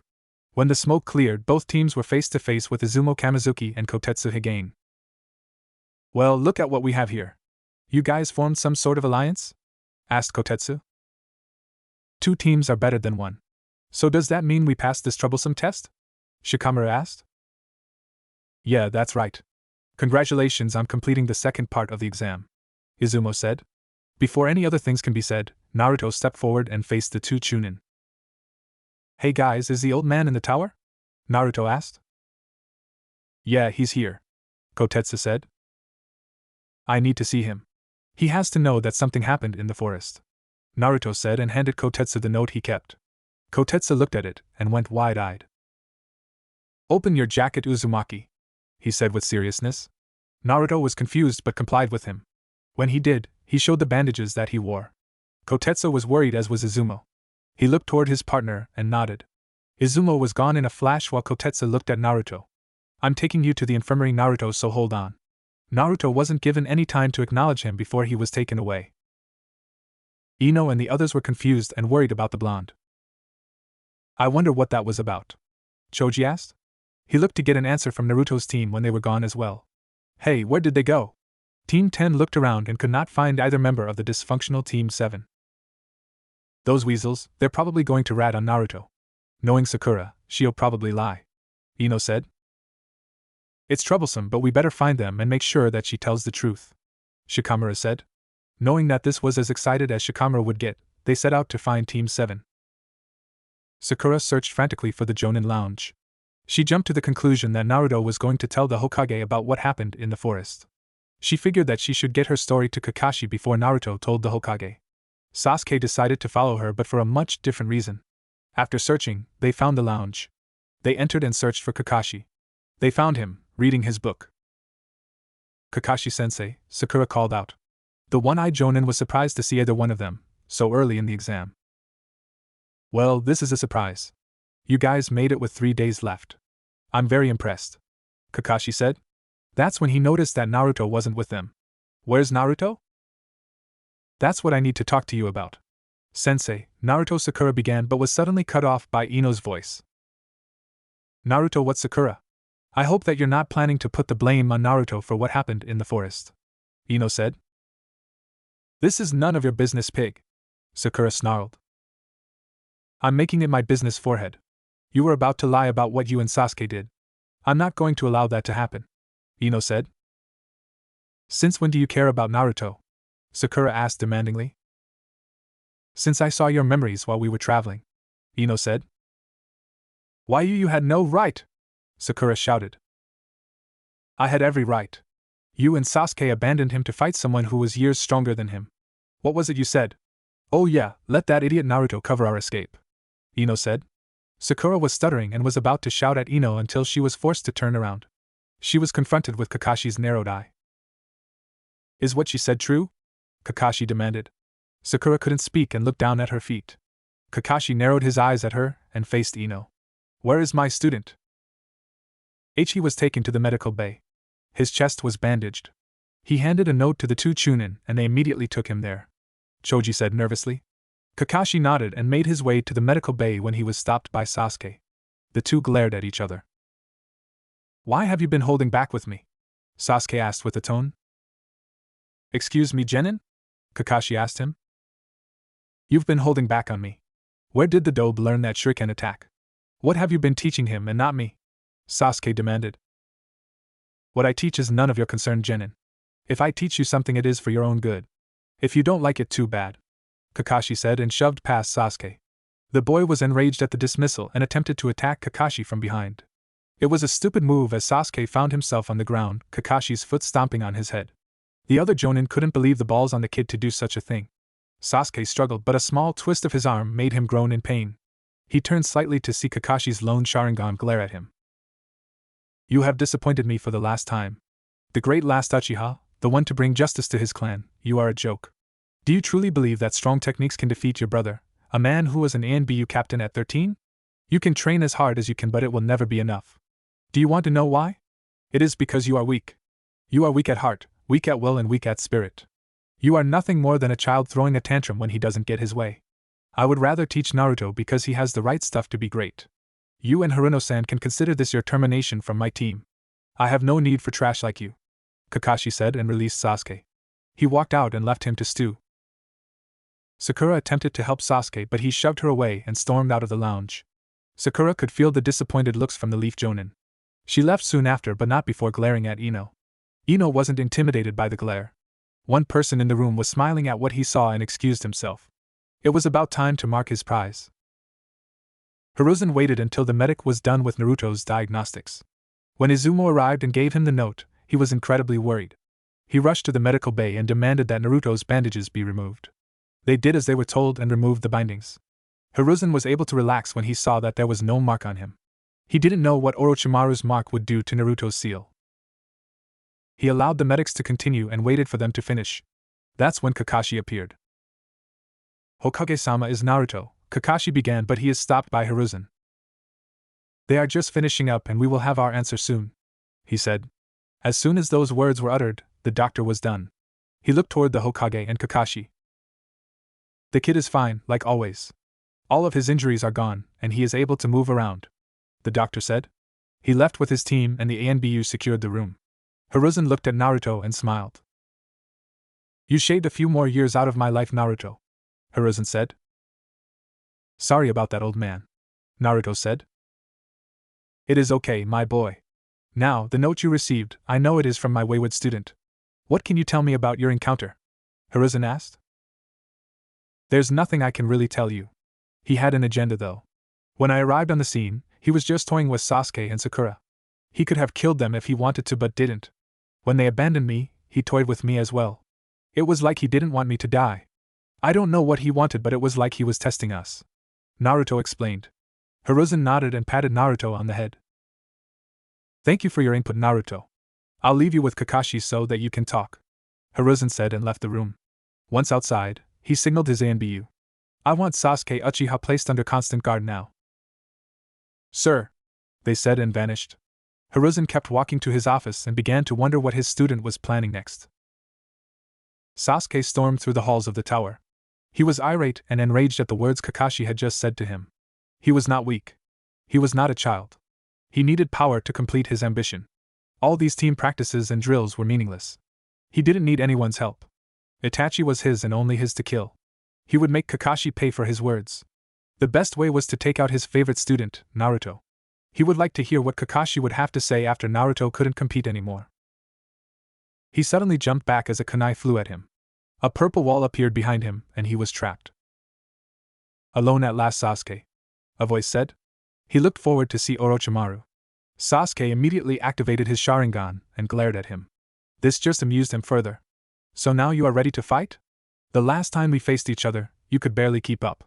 You were shivering in your sandals and your teammate had to come and save you. It seems that your teachers have overestimated your abilities." "Shut up. I don't need that dope to deal with you. I am an Uchiha. I am an Avenger. You will not mock my abilities," Sasuke roared. "Oh, such passion, such hunger. Why don't you show me your true abilities?" Orochimaru asked mockingly. Sasuke quickly did some seal and took a deep breath. "Fire style, fireball jutsu," Sasuke said and launched the biggest fireball ever. This just made Orochimaru smirk as the attack hit. The explosion rocked the tower and alerted everyone. Hiruzen along with his guard rushed to the scene. He arrived to see several Jonin there. They all saw a huge hole in the wall, fire burning around it. "Report, what is going on here?" Hiruzen demanded. "We don't know, sir. We have just arrived here as well," one chunin said. Another explosion caught their attention and it was a little ways away from the tower. He turned to Asuma. "Take a team and investigate. Detain anyone you find," Hiruzen said. Asuma nodded and took a team with him to investigate.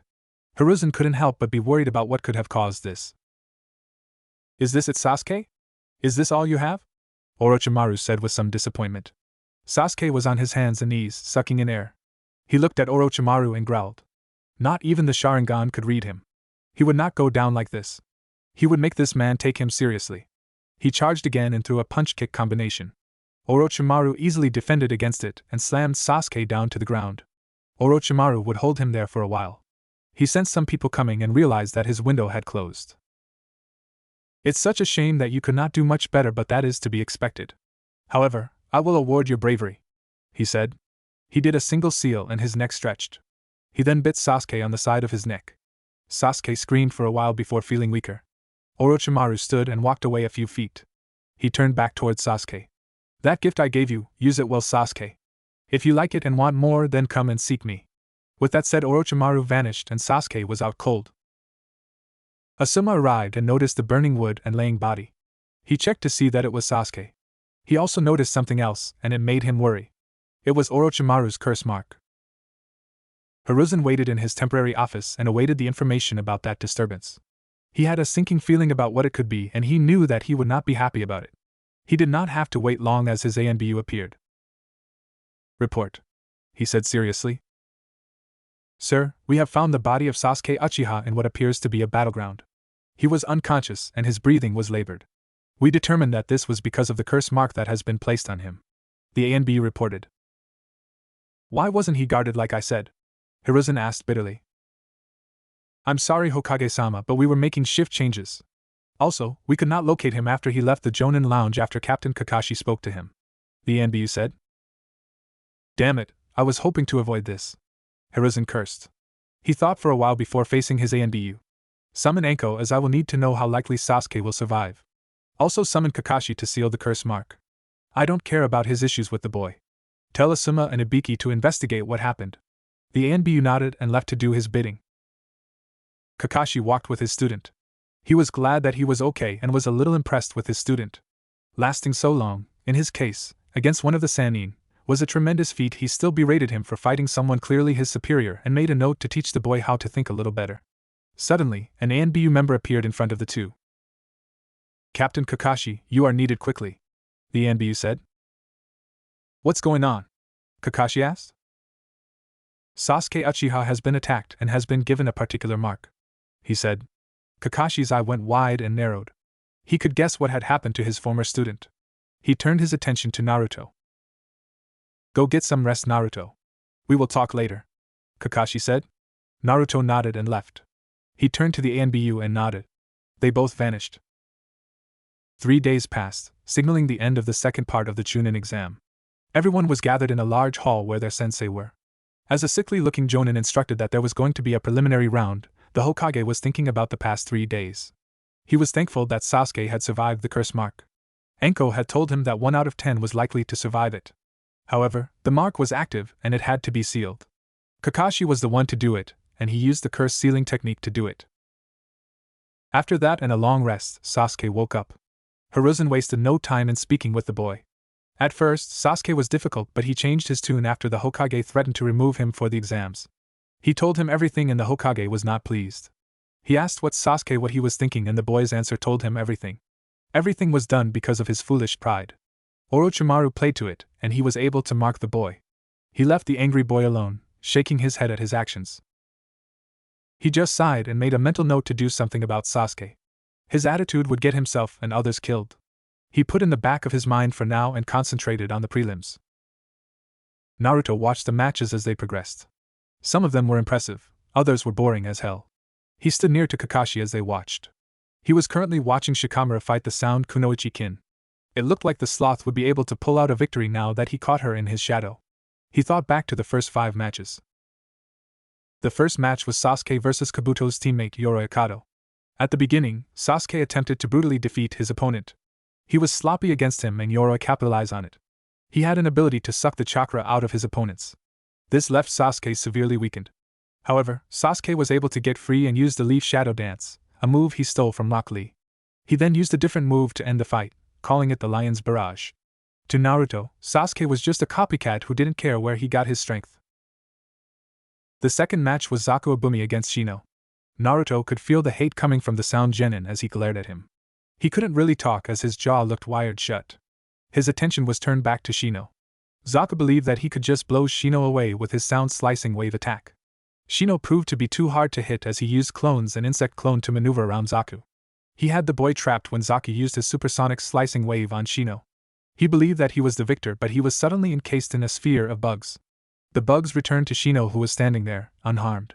Zaku was on the ground, unconscious. The third match was Masumi Tsurugi against the Sand Genin, Kankuro. Masumi attempted to strangle the guy, using a technique that was very similar to Orochimaru. As he looked like he killed the guy, he turned into a wooden puppet. That surprised Masumi, who had the tables turned on him. Seeing that he was about to break his neck, Kankuro decided to break all of his bones. He smirked as his opponent lay on the ground unmoving. The fourth match was Sakura vs. Ino.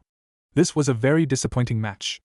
All they really did was throw insults at each other for most of the match. Ino did have the upper hand on Sakura, having better skills than her. When Ino hit Sakura with her ninja art, mind transfer jutsu, Naruto thought the match was over. Surprisingly, Sakura was able to break free from the technique. They then proceeded to knock each other out. When Ino came to, she was disappointed in her match. Naruto told her that it was okay and that she would do better next time. Ino thanked him for the words. The fifth match was Tenten vs. the Sand Kunoichi, Temari.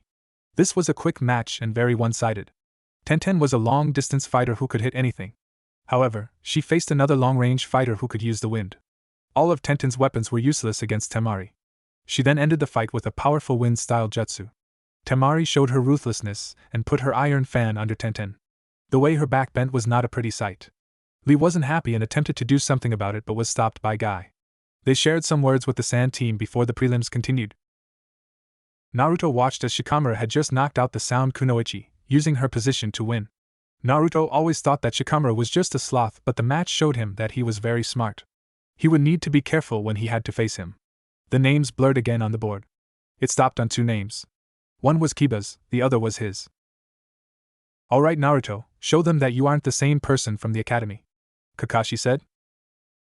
Right, Naruto said and jumped over the railing. Naruto took off his coat and threw away. He began to do some stretches as Kiba looked at him with an arrogant smirk. What's the deal, dead last? You don't actually think that you can beat me? Kiba asked. We won't know until I try, dog breath, Naruto said. He slipped into his stance and waited. Kiba just smirked and told his dog to stay out of this. Hate looked at the two and dropped his hand, signaling the beginning of the match. Kiba did some seals and called out his technique. Ninja art of beast mimicry, all fours jutsu. Kiba got on all 4 and took on a more beastly appearance. He vanished and reappeared in front of Naruto. He threw an elbow at Naruto, but he hit nothing but air. He was confused when he barely dodged a powerful blow from Naruto. Kiba took a few steps back before rushing Naruto again. He was using his family's taijutsu, but he couldn't touch Naruto. Frustrated, he overreached and Naruto attacked. He hit him with a body blow to his kidney. Kiba winced and tried to throw an elbow, but Naruto ducked under it. As he came up, he threw another cross to Kiba's chest. Winded, Kiba stumbled back and Naruto continued his assault. He stepped it, landing 2 jabs and finished with another cross. Kiba growled and tried to swipe at Naruto, but Naruto vanished again. Kiba was suddenly bombarded with blows from all directions. Naruto moved like a blur. The assault stopped when Naruto sent Kiba flying from a sidekick. Kiba tumbled on the ground before coming to a stop. Kurenai was shocked at what she had just seen. While she would not put down any child, she believed that Kiba was more superior to Naruto when it came to close combat. Naruto had completely dominated that first round. Not only that, but she could have sworn that the move he had just used was just like that of Shursui Uchiha. She looked at Kakashi and wondered what had he been teaching him. Kakashi watched and was pleased to see that Naruto's illusion dance was battle-ready. He could only wonder if Shursui would be proud there was another one just like him. He turned to Ino, who had her mouth wide open. Surprised? Kakashi asked. I thought what he did to the Sound team was impressive, but this is insane. He was never able to match Kiba back in the academy. How did he get so strong? Ino asked. He worked his butt off and he had help from various people. Your sensei was one of those people, Kakashi said. Ino looked at Asuma, who nodded at her. Our first mission outside Konoha, Naruto felt useless. He didn't want to feel that way again. He trained hard and worked hard so that he could stand with his teammates. It's too bad that his former teammates couldn't see that. He is a true testament of hard work. What a youthful story, my rival. I will work twice as hard to match young Naruto. Guy cheered. I will work 3 times as hard, Guy-sensei. Lee countered. This continued for a while, but everyone seems to ignore them and focus on the fight. Kiba wiped his mouth and faced Naruto, who was still in his stance. Akamaru barked at him to calm Kiba down. Kiba couldn't really believe that this was happening. Naruto was the dead last, the failure. How could he have gotten so strong in such a short time? Was his sensei that good of a teacher? Many questions ran through his head, but he banished them in order to show Naruto that he was still the best fighter. Fine dope, you want to play it that way? Let's go Akamaru! Kiba shouted. The white puppy barked and Kiba tossed him a pill while he ate one himself. Naruto watched as Akamaru's fur got red and he jumped on Kiba's head. Kiba did a hand seal and called out his jutsu. Man-beast clone, Kiba called out. Akamaru transformed into an exact copy of Kiba. Naruto could see that this might be a problem and shifted to a defensive stance. Kiba and Akamaru moved much faster and attempted to attack Naruto from each side.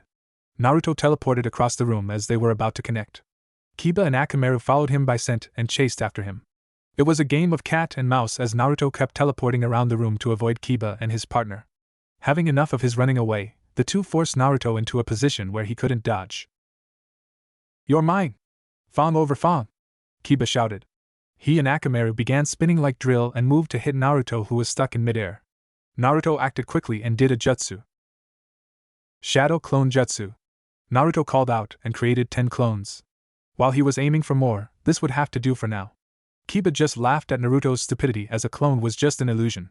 He was very surprised when he made contact with the clones, and they were solid. After the attack, Naruto was left with 5 clones. Naruto knew that he had to separate the two, but how? Suddenly an idea came to him. He created 3 more clones and told them to scatter. Kiba and Akamaru just kept attacking using the Fang over Fang attack. They managed to dispel 2 clones, but because they continued to use the same attack, they were able to avoid them. Kiba and Akamaru were getting frustrated with Naruto. He kept dodging, not fighting like he usually would. If Naruto would stay still, he would have won this match by now. Kiba and Akamaru were back to back as the clones circled them. Damn it, Naruto, fight like a man! Kiba snarled. What's wrong, Mudface? One clone asked.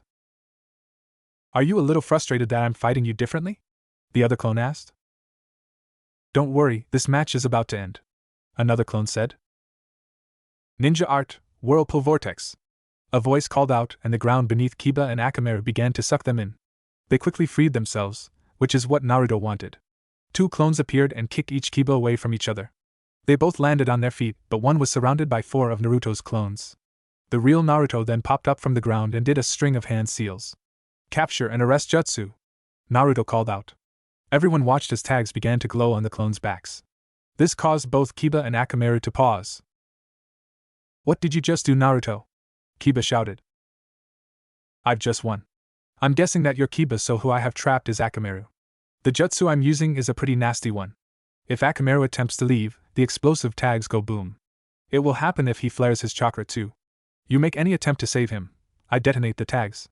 It's ruthless, but if you don't surrender, I won't have much of a choice. What's it going to be? Naruto asked. Kiba was at a standstill. He so wanted to knock Naruto in the face. However, Naruto had all the cards. With an angry sigh, Kiba made his choice. I surrender, Kiba said. Winner of the 7th match, Naruto Uzumaki. Hate announced. Naruto let out a sigh of relief and deactivated his jutsu. The same was done between Kiba and Akamaru. Akamaru jumped into Kiba's arms and he just petted him. Naruto felt bad about the move he used, but a victory was a victory. The Jonin were very impressed with Naruto's performance. He used Kiba's straightforwardness to his advantage, and he put him in a situation that he could not free himself from. They could only wonder what he would have in store for the finals. As Naruto reached the top of the stairs, he was suddenly embraced by Ino. Still the shortest of the graduation class, Naruto was placed face first into Ino's budding chest. Naruto could help but get a red face as he could feel the 2 fleshy mounds under her blouse. Well, this is a surprise. I did not know you were in that kind of relationship with each other, Kakashi said with amusement. Have you given up on Sasuke, Ino? Asked an equally amused Asuma. Ino was confused when she realized that Naruto's face was in her chest.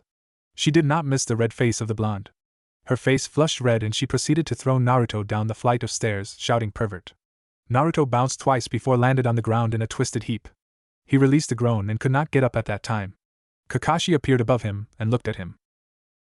Shikamaru is right. Women are troublesome. Naruto groaned. Still, you can say that you got some boob, right? Kakashi asked with a nice smile. Naruto only blushed at the question. Watching them, Sasuke could only glare at them. He watched Naruto's fight with interest so he could take something of his. However, the blonde was careful not to use any of those moves he saw in the forest. He gripped the railing.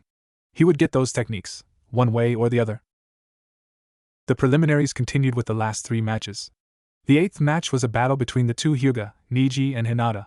This match was very one-sided as well as Neji complete dominated Hinata. She did put up a fight but she was still not match against him. Ino did try and cheer her on but it proved useless. At the end, Neji just mocked her and left her defeated. Kiba had to be restrained. The 9th match was Gaara against Lee. This was the match of the prelims. Gaara's defensive shield could not be penetrated by Lee's taijutsu. That was until he took off ankle weights that hit the ground with a thud. This made the spandex-wearing shinobi much faster. Lee would be the first to ever hit Gaara, not once but twice. His cheers were quickly silenced as he saw that Gaara was unhurt. They all saw that Gaara's sand clung to him. It was like armor. Lee quickly countered this by opening one of the 8 gates. He used the gate of opening and was able to launch Gaara in the air with a combo. He then wrapped Gaara with his bandages and drove him into the ground with the front lotus. Thinking that he won, Lee was surprised that it was not Gaara he drove into the ground but a sand shell of him. Gaara appeared behind him, a wicked grin on his face. He then proceeded to punish Lee, slamming him into the walls. After a while, Lee got his speed back and was able to dodge Gaara's attacks. Lee then proceeded to open 3 more gates, the gate of healing, the gate of life and the gate of pain. Lee's skin turned red and looked like his body was about to burst. He took off like a rocket at Gaara who was not able to defend against Lee's supersonic speed. Everyone watched in awe and fear as Lee battered Gaara in midair. The sand armor was useless and Gaara felt immense pain for the first time in his life. Lee decided to end this and opened the 5th gate, the gate of limit. He vanished and reappeared in front of Gaara. He sent him toward the ground but he was suddenly jerked back to a charging Lee. Lee landed a kick and punch to Gaara's midsection, calling the move the reverse lotus. Gaara hit the ground with a boom while Lee hit the ground with a thud. Hate was about to call the match a draw but when the smoke cleared, Gaara was very much still in the fight. Guy and Kakashi saw that he used the gourd on his back to save himself. Gaara struggled to move his sand to crush Lee. Lee was too hurt to escape the sand as it wrapped around his leg and arm. Gaara closed his hand and crushed the 2 limbs. He sent more sand to kill Lee but Guy stepped in to save him. Gaara was confused as to why he would save him but when Guy called him his precious student, Gaara was confused. He was then shocked when Lee stood. However, he was standing out cold on his feet. The match was won by Gaara. The final match was Choji against Dosu. Knowing about the gauntlet on Dosu's arm, Choji thought he was safe as he stayed in his human boulder technique. This, while a smart move, was useless. When Choji got stuck in the wall, Dosu used his melody arm. He used the water within Choji's body to enhance his vibrating sound drill. This stopped Choji cold and Dosu won the match. With the prelims done, the winners were on the stadium floor in front of the Hokage. I would like to congratulate you on your victories. You are the genin that will take part in the 3rd and final stage of the chunin exams, which will be a month from now. It will give the time to learn something new as your opponent has seen what you can do, Hiruzen said. Anko stepped forward. Each of you, walk up to me and pick a number out of the box, Anko ordered. Each of them walked up to her and picked a number out of the box. Okay, from left to right, tell me the number you picked. 3. Sasuke said. 5. Shino said. 6. Kankuro said. 8. Temari said. 7. Shikamaru drawled. 2. Naruto said. 1. Neji said. 4. Gaara spoke. 9. Dosa said. While they told her the numbers, she marked down their names on a board. When she finished, she looked at the board before facing the genin. Alright, this is how the finals will be. The first match will be Neji Hyuga vs Naruto Uzumaki. The second match is Sasuke Uchiha vs Gaara of the Sand. Third match is Shino Abirame vs Kankuro of the Sand. Fourth match is Shikamaru Nara vs Temari of the Sand. Dosa get a bye. Everyone looked at their opponents. They faced the Hokage who gained their attention. To remind you, even though you beat your opponent does not mean that you will get promoted. Everyone could pass or no one could pass. We are not just looking for strength. Anyway, in 1 month's time, the finals will be held. I wish all the luck in your training, Hiruzen said. Hokage-sama, you can't be serious? Kakashi asked. He was currently in his office with other Jonin. Kakashi was displeased because of the order that he was just given by the Hokage. I know that you are displeased, Kakashi, but right now, we cannot let Sasuke out of our sight. He is an unknown risk right now, and we can afford to be unaware. With Orochimaru lurking, we cannot be sure that Sasuke will take his offer of power, Hiruzen said. What about Naruto? He will need training as well, Kakashi said.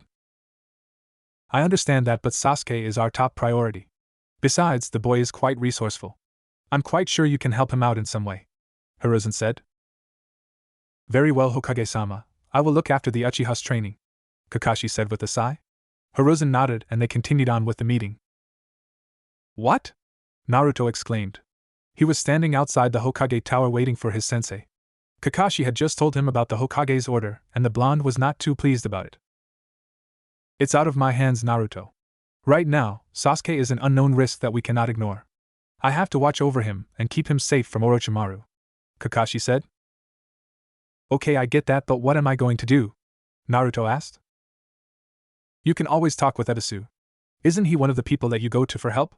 He is a great teacher, Kakashi said. That is true. I guess I'm just angry that we aren't doing any one-on-one training, he said. Kakashi gave him a nice smile and rubbed the top of his head. Don't worry, we will have that training soon. I'll meet up with Ebisu first and give him 2 techniques for you to learn. I'll also tell him to teach you a chakra control exercise first. Take the rest of the day off and relax, Kakashi said. Naruto nodded and Kakashi disappeared using the teleportation technique. Now alone, Naruto wondered what he should do. He wasn't hungry yet, so he just decided to walk around for a bit.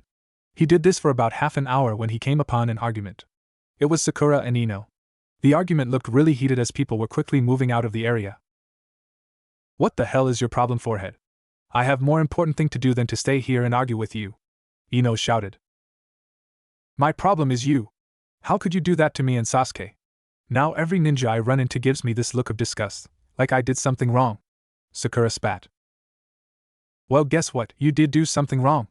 I know that Naruto doesn't have the best of reputations, but no ninja would have just abandoned him after he came to save their lives. What happened to you and Sasuke is your own damn fault because of your cowardice, Ino exclaimed. I am not a coward. So what if we left Naruto alone? He deserved it for acting so cool, Sakura shouted. Would you listen to yourself? How far have you lost it, Haruno? You know what, I don't care anymore. You want to be a cold-hearted bitch, then go ahead. Just stay the hell away from me, Ino said and turned her back to her. Sakura was enraged and cocked her fist back. Don't you turn your back on me, I know, pig, Sakura roared. She launched her fist at Ino's back. Her fist connected, but it wasn't with Ino. It was Naruto. He had caught Sakura's punch, but he had to use both hands to do it. Ino was as stunned as were some of the people on the street. Naruto pushed Sakura back, making fall on her butt. He shook his hand as that was one strong punch. Sakura got to her feet and glared at Naruto. This isn't any of your business, Naruto, Sakura snarled. I wasn't about to stand by and allow you to hurt Ino because of a few words. Is this how you are? You don't like what people say to you, you lash out when their backs are turned? If you had connected with that punch, Ino could have been put in the hospital or worse, Naruto stated. Is that so? A voice said. Everyone turned to see Ino's father, Inoichi. He was flanked by his old teammates, Chozo Akimichi and Shikaku Nara. All 3 were staring a hole into Sakura. The pink-haired Kunoichi gulped and backed away. She only made one step before she was captured in Shikaku's shadow. Chozo grabbed the girl and held her firm. Inoichi glared at her. Sakura Haruno, in compliance of Section 25 of the Shinobi Code, I am placing you under arrest, he said. Chozo took her to the prison with Shikaku following. Inoichi turned to check on his daughter only to see her checking Naruto's hand. Ino, take Naruto inside and tape the hand up. I'll be back shortly. Ino nodded and led Naruto inside the flower shop. He left to catch up with his comrades and their prisoner. Naruto clenched his hand and winced a little. Ino's mother helped a little in wrapping his arm. Lucky for him, it was just a bruise and not broken. Ino finished wrapping the hand and looked at him. That should do it. I wouldn't do anything with it for a while, she said. I wouldn't worry about it. I heal pretty fast, Naruto told her. They sat there in silence for a while before Ino spoke again. Hey Naruto, can I ask you something? She asked. Yeah, sure, he answered. Your sensei said that your C-rank mission made you take your training seriously, Ino stated. It did. Sasuke got hurt because I rushed into a situation. Sakura put me down as well. I spoke to Kakashi and he pointed out my flaws.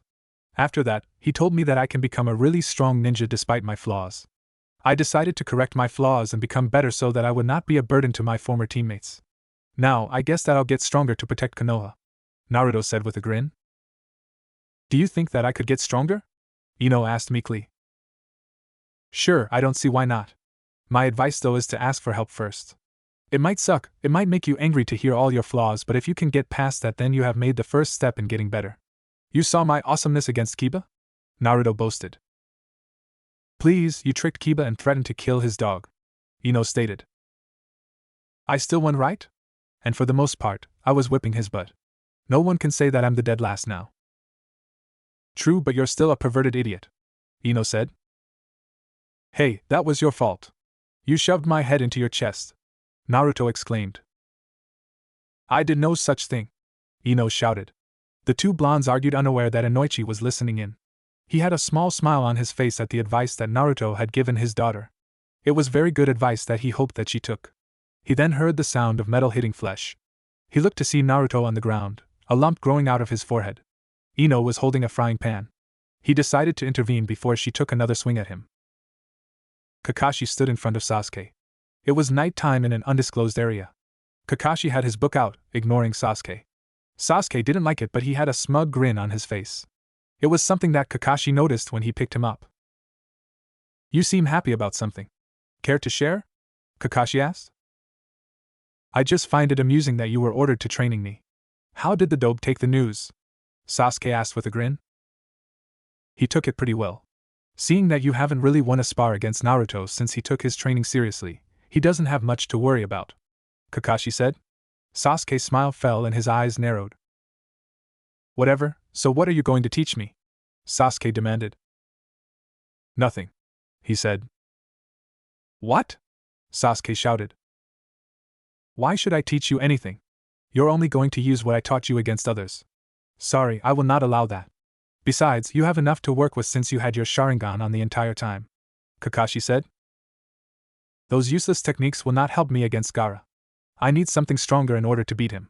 You were ordered to help me and you will comply with that order. Sasuke spat. Kakashi closed his book and stood. Sasuke grinned at him, but it soon disappeared as he felt an untold amount of pain. He struggled to look up at Kakashi. The man looked down at him with his Sharingan exposed. Very well, your first thing we need to do is increase your speed. Let's just hope you're fast enough to avoid my fists, Kakashi said. Sasuke trembled a little at the feeling he was getting off Kakashi. He knew that he would be in for a long month. Naruto grumbled as he quickly got out of the hot water. He turned to Ebisu, who had a grin on his face. Naruto so wanted to knock that smug grin off his face, but he wanted to really get this technique down. His training started when Ebisu came for him in the morning. As they walked, he explained the chakra exercise that they would be doing. It was called water walking and it was much harder than tree climbing. Ebisu explained that because of that the water is in constant motion, the chakra used needed to change constantly. They trained near the hot springs as Ebisu taught it would encourage Naruto to learn faster. After a few more tries, Naruto was starting to get it. Ebisu was impressed as well. Suddenly, Naruto's concentration was broken when he noticed an old, white-haired man peeking into the women's section of the baths. Ebisu saw this and decided to take action. As he charged at him, the man summoned a large toad. Naruto watched as the confrontation ended within a matter of seconds. Naruto checked on Ebisu and saw that he was okay. He stood and faced his attacker. Hey, what's the big idea? Naruto spat. Keep quiet, brat, I'm conducting my research, Jiraiya said and went back to his peeking. Naruto was about to shout, but he decided to do something more. The man felt a pulse of chakra and investigated it. He was wide-eyed when he was in the presence of a beautiful young blonde girl. She was holding a small towel to her person, but it gave the pervert a lot to think about. Well now, who might you be, my dear? He asked with a bit of drool coming out of his mouth. The girl threw a towel at him and took a deep breath. Rapist. Rapist. This pervert is trying to rape me. Help. Help. The girl screamed. He was shocked by what was going on and in an instant surrounded by the women of the hot springs.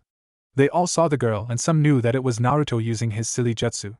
Still, whatever this man was going to do to Naruto in this form was sick and twisted. Jiraiya saw no avenue of escape as the women closed in on him. You vile, sick man! What were you about to do to Naruto? One woman shouted. Are you okay, Naruto? Asked another woman. He forced me to use my technique for some type of research. He said that he was going further. Naruto cried. The woman glared murder at him and wielded some weapons. Naruto, it is time for you to leave. You do not want to see this, one of them said. Naruto nodded and walked away. The man watched as the girl gave him a wicked grin before using the teleportation technique. He realized that he had been tricked. "Ladies, please. This is all a misunderstanding," he said. It didn't help him as he was attacked by the enraged women. Naruto was throwing elbows and knees at a wooden post. After leaving the pervert to his fate, he decided to continue his training until Ebisu was healed. He decided to work on his taijutsu some. While he was not there for the match against Hinata and her cousin, he did hear about it. He had always heard that the Hyuga were masters of taijutsu and to fight them close up was suicide. That didn't mean that he should ignore his taijutsu just because. He had something for last year's Rookie of the Year. He was suddenly hoisted into the air and thrown toward the river. He flipped in midair and attempted to stand on the water. He was still trying but was able to stand on its surface. He looked up to see the old pervert from the springs. He was beaten up and angry. He glared at Naruto. "You little brat, I barely escaped with my life after that stunt," he shouted. "Maybe that will teach." He was cut off when he fell into the water. This amused the man as Naruto shot up out of the water. "Arg! What the hell is wrong with me? My chakra has been all crazy since that run-in with Orochimaru," Naruto exclaimed. That name caught the attention of the man. "What did you just say?" he asked. He saw that Naruto looked at him with mistrust. "Don't worry, kid, I'm a very high-ranking shinobi. Now, what did you mean you ran into Orochimaru?" "I got my ass handed to me by the guy during the chunin exams. When he defeated me, he thrust his fingers into my gut.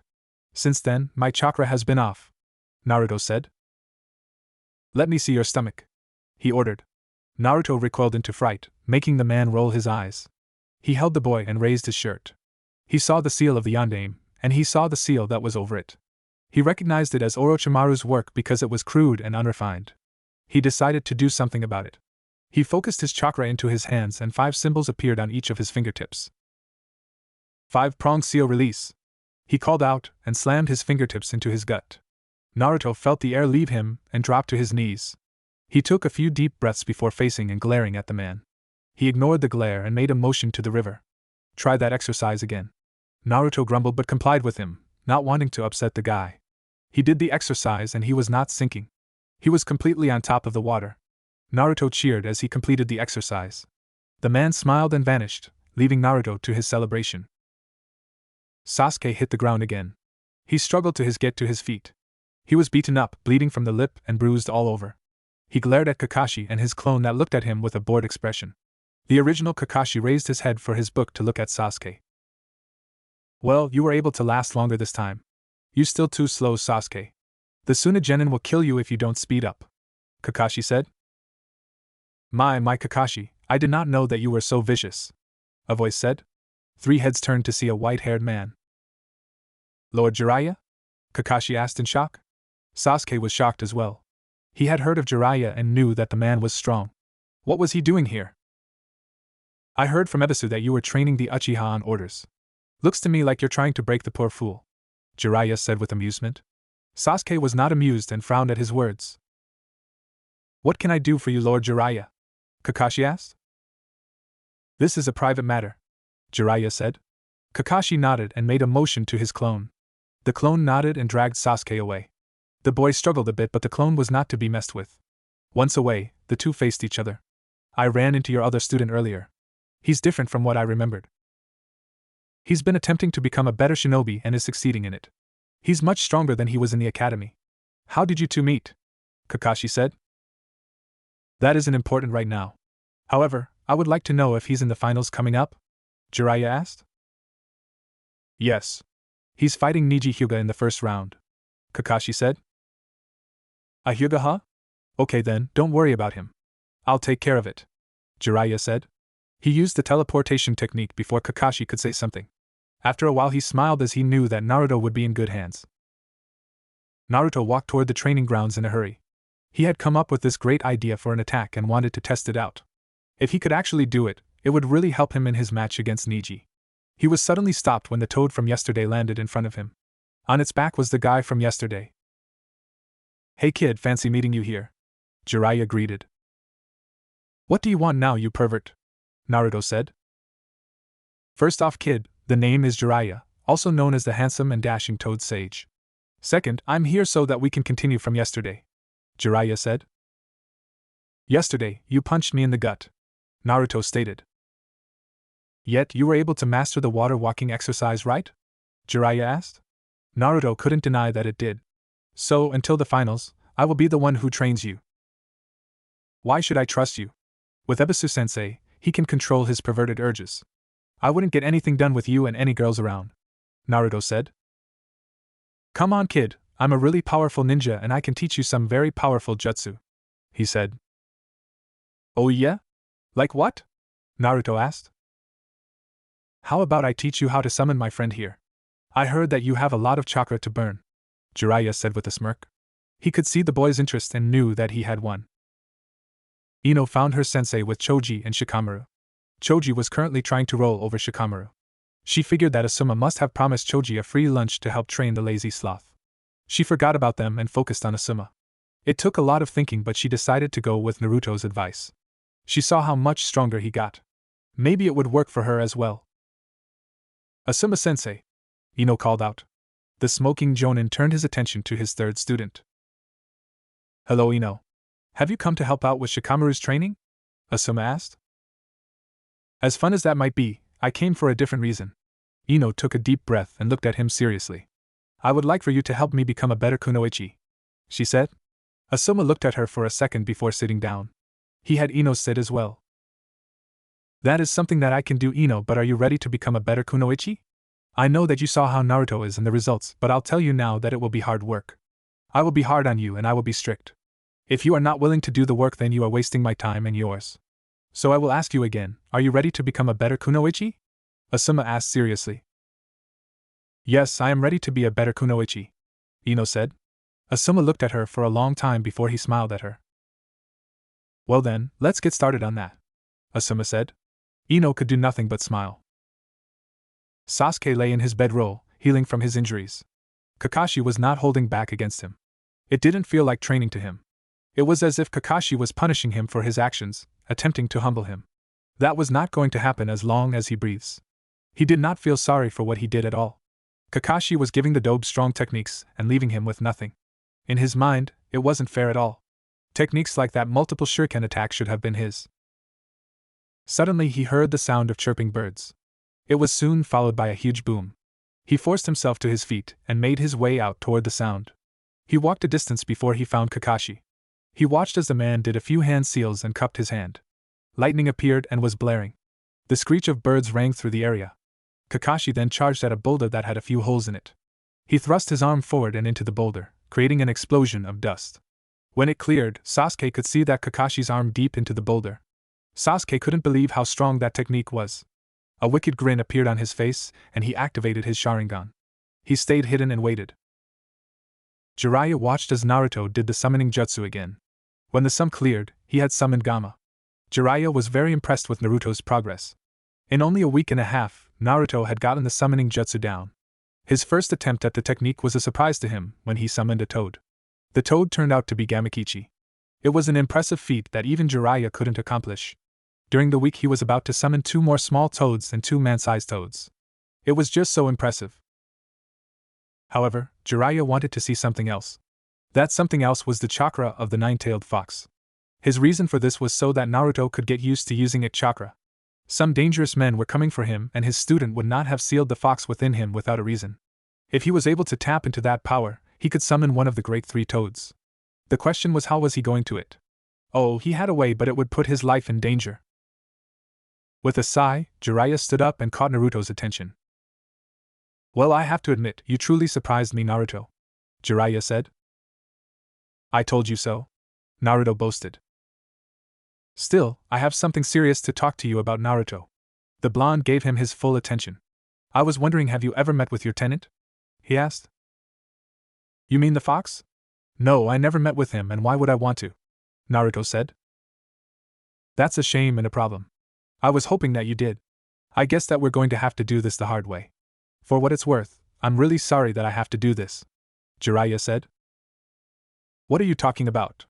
Naruto asked. Jiraiya just poked Naruto in the forehead.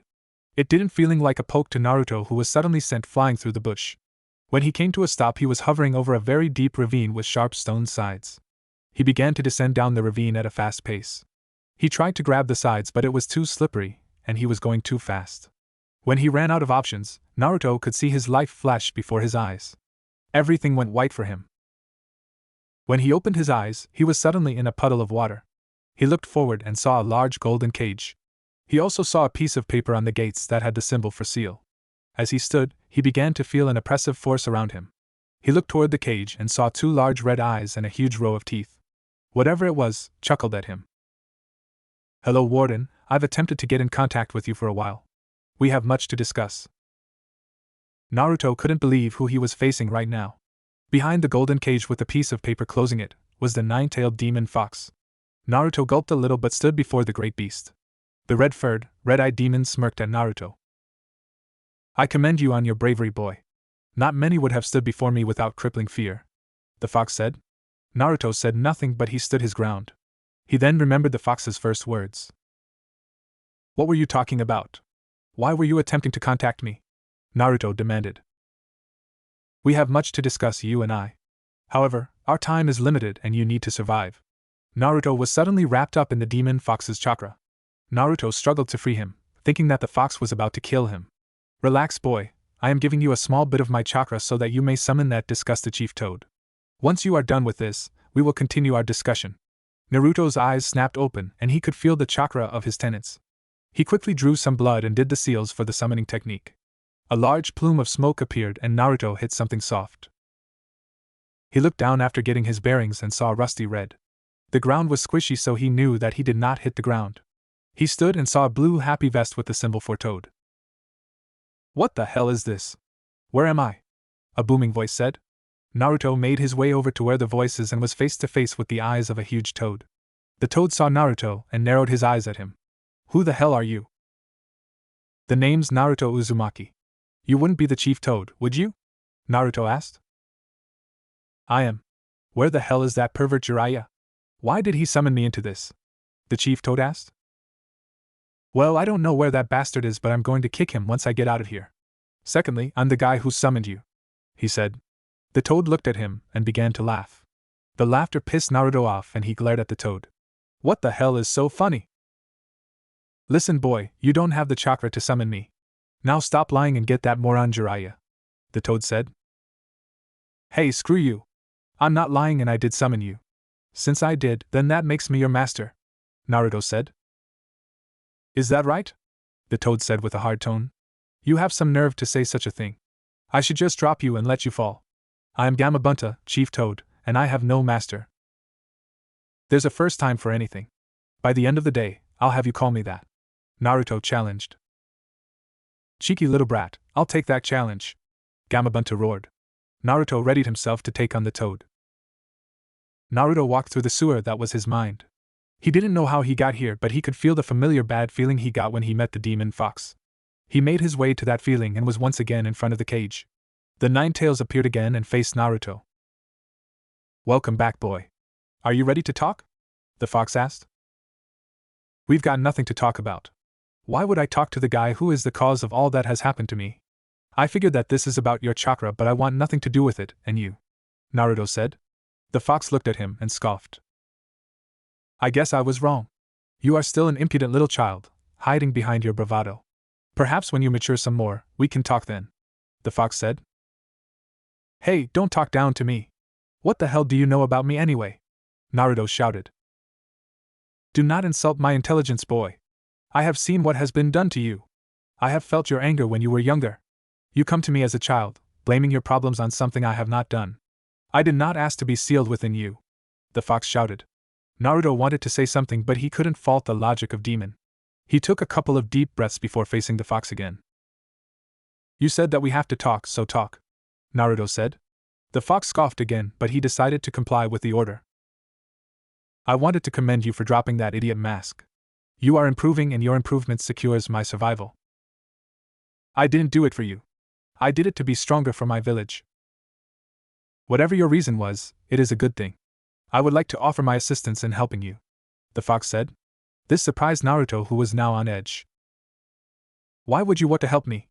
You're a being of destruction and chaos, something that want nothing to do with," Naruto said. "Disappointing, but I knew that already. I'm only offering my services so that you may get back that scroll. With it, you can become much stronger, further ensuring my survival. Scroll, you don't mean that scroll I got back during the mission? Yes, that scroll. You are rather lucky that you got that scroll. The Sage of the Six Paths was strong in his time. Learning from such a strong human is quite remarkable, don't you agree? Naruto wanted to ask more about the sage, but he felt that the fox would not tell him anything. What's in it for you? Like I said, your improvement ensures my survival. While I wish for freedom, this damned seal prevents it. Instead of working against you, I would work with you until I find a way to escape my prison. So, what do you say, boy? The fox asked. Naruto just looked at the fox, who just grinned at him. Fine, but we're going to have some rules. I don't want your chakra unless it is really necessary, Naruto said. I reserve the right to ignore that rule if you are going to get us killed, the fox countered. Agreed. Another rule is that you don't influence me when I get angry and use your chakra. Naruto said that with a tone. It made the fox chuckle. Figured that out, did you? Very well, I will not influence you, but that might not be easy. As you have said, I am a being of destruction and chaos.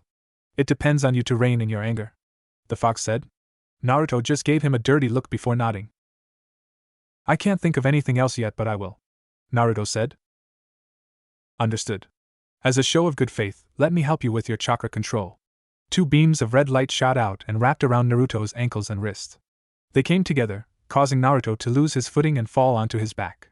Naruto saw that he was restrained and attempted to break free. Hey, what's the deal? Naruto shouted. It is a special type of chakra exercise. You must continuously use your chakra to keep the chains apart. The pros of this exercise are that your chakra pool will increase and your control will improve. Who knows, you might be able to do a normal clone jutsu. Now that our business is done, you can leave, the fox said and ejected Naruto out of his mind. The blonde's eyes shot open and Naruto was fully awake. He sat up and looked around to get his bearings. Yo, a voice said. Naruto turned to see Kakashi. Kakashi-sensei? What are you doing here? Naruto asked. I got word that my student was in the hospital for chakra exhaustion. Seeing that you're up, I don't have to worry. However, I'm curious as to how you of all people got chakra exhaustion. Care to explain it to me? Kakashi asked. Naruto nodded and began his tale. Kakashi was not too surprised that Jiraiya was training him, but he was proud that Naruto knew the summoning technique. He chuckled a little when he talked about his meeting with Gamabunta. That's when Naruto told him about the 9 tails. He was concerned about what Naruto told him. At the end, Kakashi was looking at Naruto seriously. Can you trust him, Naruto? Kakashi asked. I don't really know. It seems like he doesn't have any hidden agenda, but I know that he wants out of the seal. I'm going with the wait and see approach for now, Naruto said. Alright, but be careful, Naruto. We don't know what the fox wants. I'll have to let the Hokage know about this, Kakashi said. I understand, but can you help me first? Naruto said. Kakashi saw that he could not move his wrists or ankles. He nodded and helped Naruto with the fox's chakra exercise. Sasuke cupped his hand and watched as lightning surrounded it. He had a dark smile on his face. He could feel the power of the technique. He deactivated the technique and fell to his knees. It was the only drawback to this technique, as it took a lot of chakra to do. He didn't know how many he could do before he was out of chakra. After he got his breath back, Sasuke bandaged his hand. If Kakashi saw the burn marks, he would get suspicious and get the reason out of him. He raised his bandaged hand and smirked. With this jutsu, he would show everyone just how strong he was. Ino was breathing heavily as she struggled to get to her feet. Across from her, Asuma stood and waited. He was actually pleased with Ino's progress. He still could feel the sting of her shots across his arm. He smirked at the tired blonde. Imitating the Hyuga, are we? Asuma asked with amusement. Not really, my aunt showed me a bit of the Yamanaka fighting style. Apparently, we work on disabling our opponents so that they couldn't move when we read their minds. She said that very few use it anymore. Ino explained. That's true. Your clan isn't known for its close combat skills. Still, it is a good style for you. So, are you ready for another go? Asuma asked. Ino nodded and charged at Asuma. She would get stronger, no matter what. Naruto was sleeping peacefully. After a whole day with Kakashi, he had finally gotten the hang of the fox's exercise. Kakashi explained that this would be a very good exercise for him. Naruto just wanted to get some needed sleep. He had another week before the final started and he was going to train hard for 4 days. He still had that idea and jutsu to learn.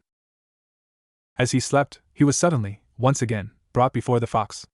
Naruto groaned as stared at the nine tails. What do you want now? I was sleeping, you know. Sorry to spoil your beauty rest, but you have a problem. What are you talking about?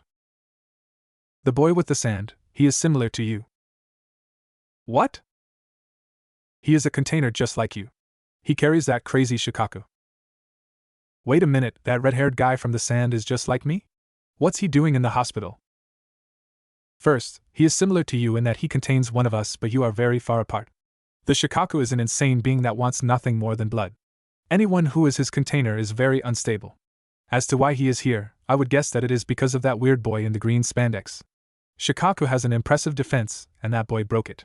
He will kill the boy, the fox said. Why didn't you say that in the first place, you stupid fox? Naruto shouted. Naruto instantly woke up and shot out of bed. He made his way to Lee's room. He saw Gaara stand over him, his sand making a move to the sleeping Lee. Naruto acted quickly and used the teleportation jutsu to grab Lee. Naruto placed Lee behind him and faced Gaara. Gaara did not look happy that he was stopped. Why did you stop me? Gaara demanded. A better question is, what do you think that you're doing? He can't defend himself, Naruto said. He questioned my existence. He must pay for that. I will kill you as well if you get in my way, Gaara said. Don't think just because you have the Shikaku in you that I'm going to back down, Naruto said and got into a stance. His words surprised Gaara. How do you know about Shikaku the wind spirit? Gaara asked. Naruto used a bit of the Nine Tails chakra and his eyes changed to show Gaara. You aren't the only one with a spirit stuck in his gut, Naruto said. This surprised Gaara as there was another person just like him. He looked closer at Naruto and rethought his earlier mental assumption. No, you are not like me. You do not have the same eyes as me. You don't have the same hate as I do. Why is that? Gaara asked. I know what you mean. Having people hate you for something that you had no choice in. I hated them, I wanted bad things to happen to them, but that doesn't solve anything. That's why I took a different path and I found people who acknowledge me, Naruto said. You are naive and idiotic. They will turn on you the second you let your guard down. My mother is the only one who has not betrayed me, and it is because of her I have an existence, Gaara said.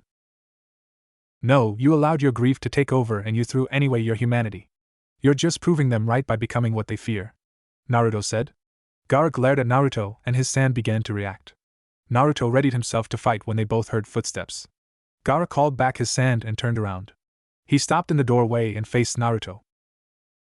I will kill you and I will show you how foolish you are, Gaara said and left the room using the teleportation. Naruto calmed down and turned his attention to Lee. The bowl-cut teen was still sleeping. Naruto turned back to the doorway and had a serious expression on his face.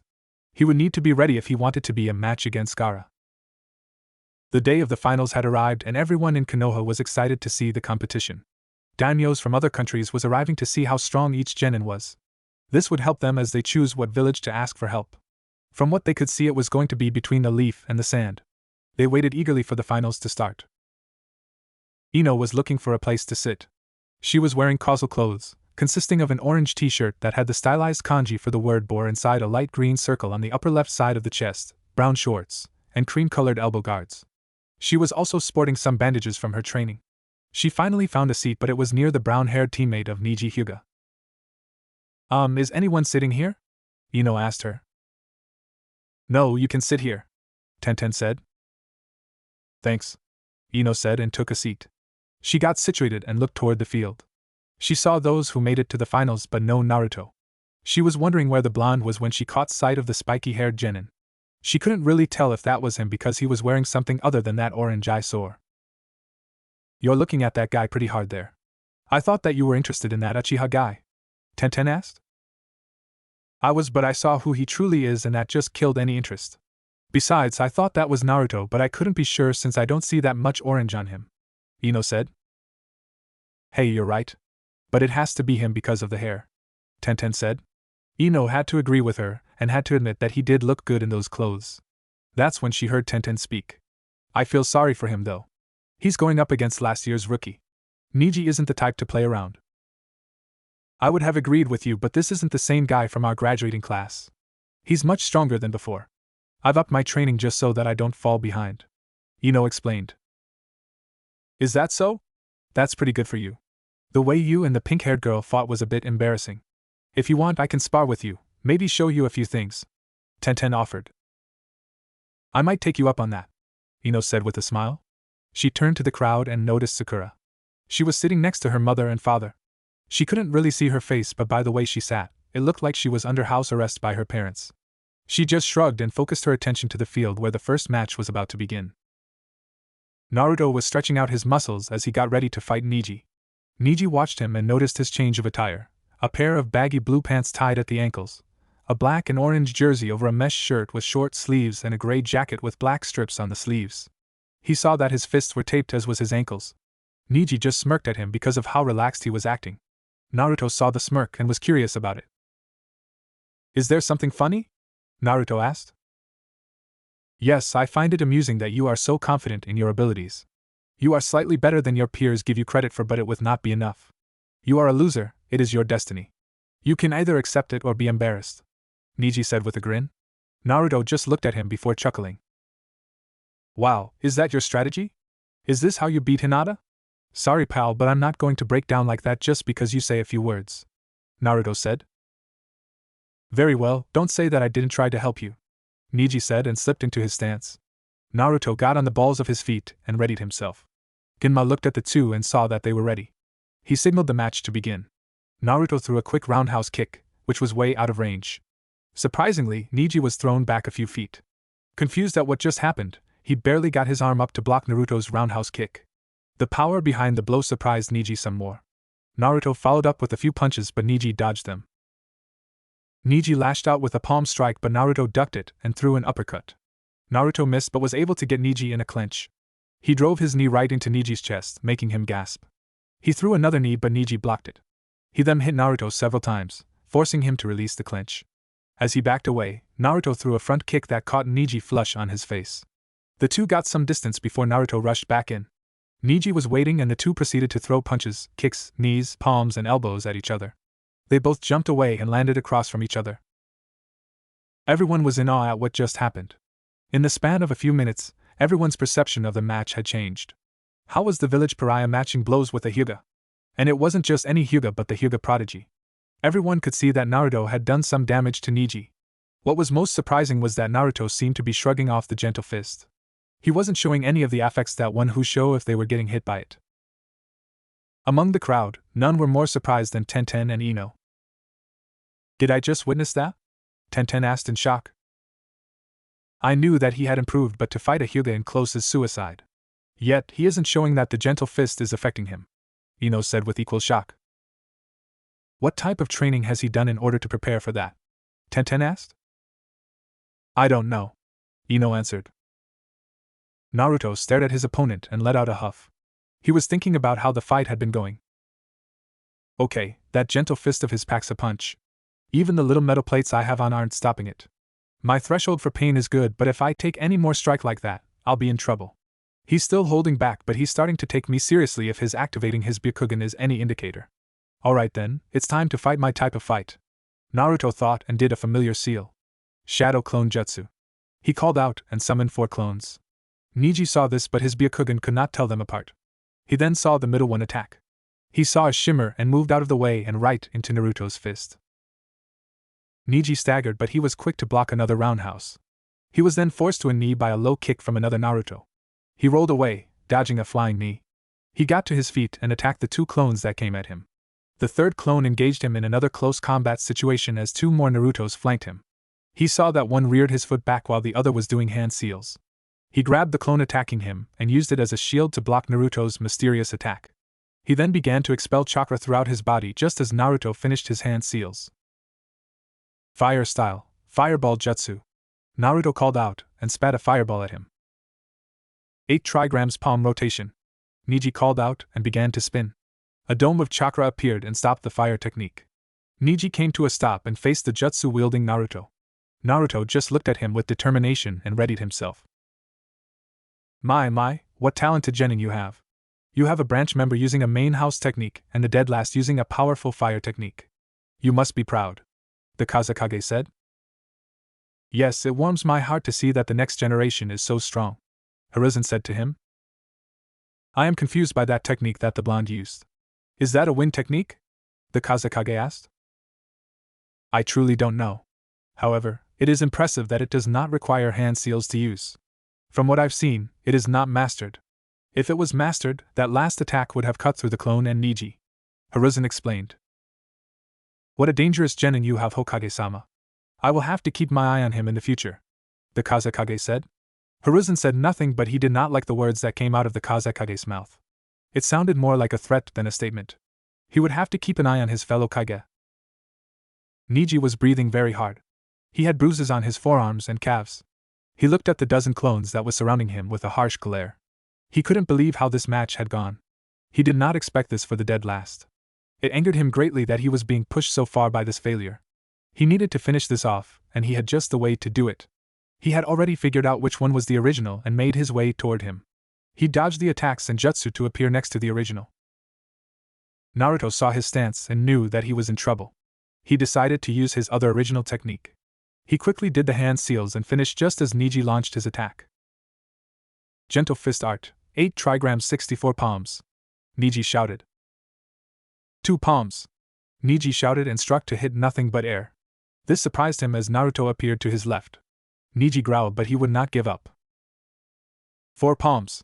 Again he hit nothing. 8 palms. His strikes hit nothing but air. 16 palms. Naruto's images danced around him as his palm went right through them. 32 palms. Neji threw his strikes faster and faster, but he was still unable to touch Naruto. 64 palms. Neji roared. Naruto's images just kept dancing around Neji's strikes. When it was over, Naruto's images disappeared and Naruto was nowhere to be seen. That's when Neji was suddenly dragged into the ground up to his head. Neji growled and was about to blast his way out of the ground when he felt an incredible amount of chakra. He looked up to see Naruto in the air. He also noticed that some of his features looked darker than before. Ninja art, lion's roar! Naruto bellowed and unleashed a huge wave of sound toward Neji. Didn't have time to dodge as he was hit with the wave of sound. The blast created a crater, then sank Neji further into the ground. When Naruto landed on the ground, he cautiously moved toward the crater. He looked into the crater and saw that Neji was sprawled out, not moving. Genma checked Neji over. He was going to be really sore, but he was alive. He then turned to Naruto and pointed at him. Winner of the first match, Naruto Uzumaki, Genma said. At first, Naruto heard nothing for the crowd, which did not really faze him. That's when he heard clapping. The clapping got louder and there was more of it. Then there was cheering. Naruto couldn't really believe what he was hearing. People were cheering his name. They were giving him praise and telling him that he did a good job. He was so shocked by it. He quickly got out of his shock and gave the crowd a big grin. He raised his arms in victory and egged the crowd on. I can't believe what just happened. Naruto just beat Neji, Izumo stated with shock. Yeah, and what is more shocking is that he did it without so much trouble. Throughout the match, he had the edge over Neji, Kotetsu said. I agree. He didn't rush in too much. He kept him on edge with jutsu and strange attacks. Those last 2 moves were impressive. Not to mention that he kept his cool. Do you think that he deserves a promotion? Izumo asked. No doubt about it. He deserves chunin rank, Kotetsu said. I don't believe it. How could Neji have lost? Tenten asked in shock. Yeah. That's the way. Way to go, Naruto, Ino shouted. She was very happy for the blonde who gave her some direction in her ninja career. Her cheering got the attention of Sakura. The 2 rivals looked at each other before Ino grinned at her. Sakura growled but ignored her. She wasn't going to argue with Ino with both her parents right here. Ino looked at Tenten, who was still shocked. Hey Tenten, watch my seat for me, okay? Ino asked. Tenten nodded as Ino left to congratulate the blonde shinobi. 3 unseen techniques, that is quite a genin. That last attack was something else, the Kazekage said. Yes, it was. It is easily mid-C rank technique. I am excited to see what he shows us next, Hiruzen said. You won't be alive long enough to see that, sensei, was the Kazekage's dark thought. Naruto made his way up the stairs to the competitor's box. When he entered, he was met by Shino and Shikamaru. Well, if it isn't Mr. Cool, Shikamaru said with a bored tone. Say what now? Naruto asked with confusion. Shikamaru believes that you have become one of the cool people like Sasuke or Neji, Shino answered. Not a chance in hell would I end up like those 2. They're more snobbish than cool, Naruto said. You got a point there. Anyway, that was an impressive win, Naruto. I'm surprised that you went into that fight with a plan, Shikamaru said. Yeah, it's still a new thing for me, Naruto said with embarrassment. They then turned their attention back to the referee who was speaking. Kankuro of the Sand and Shino Abirame, please come down, Genma said.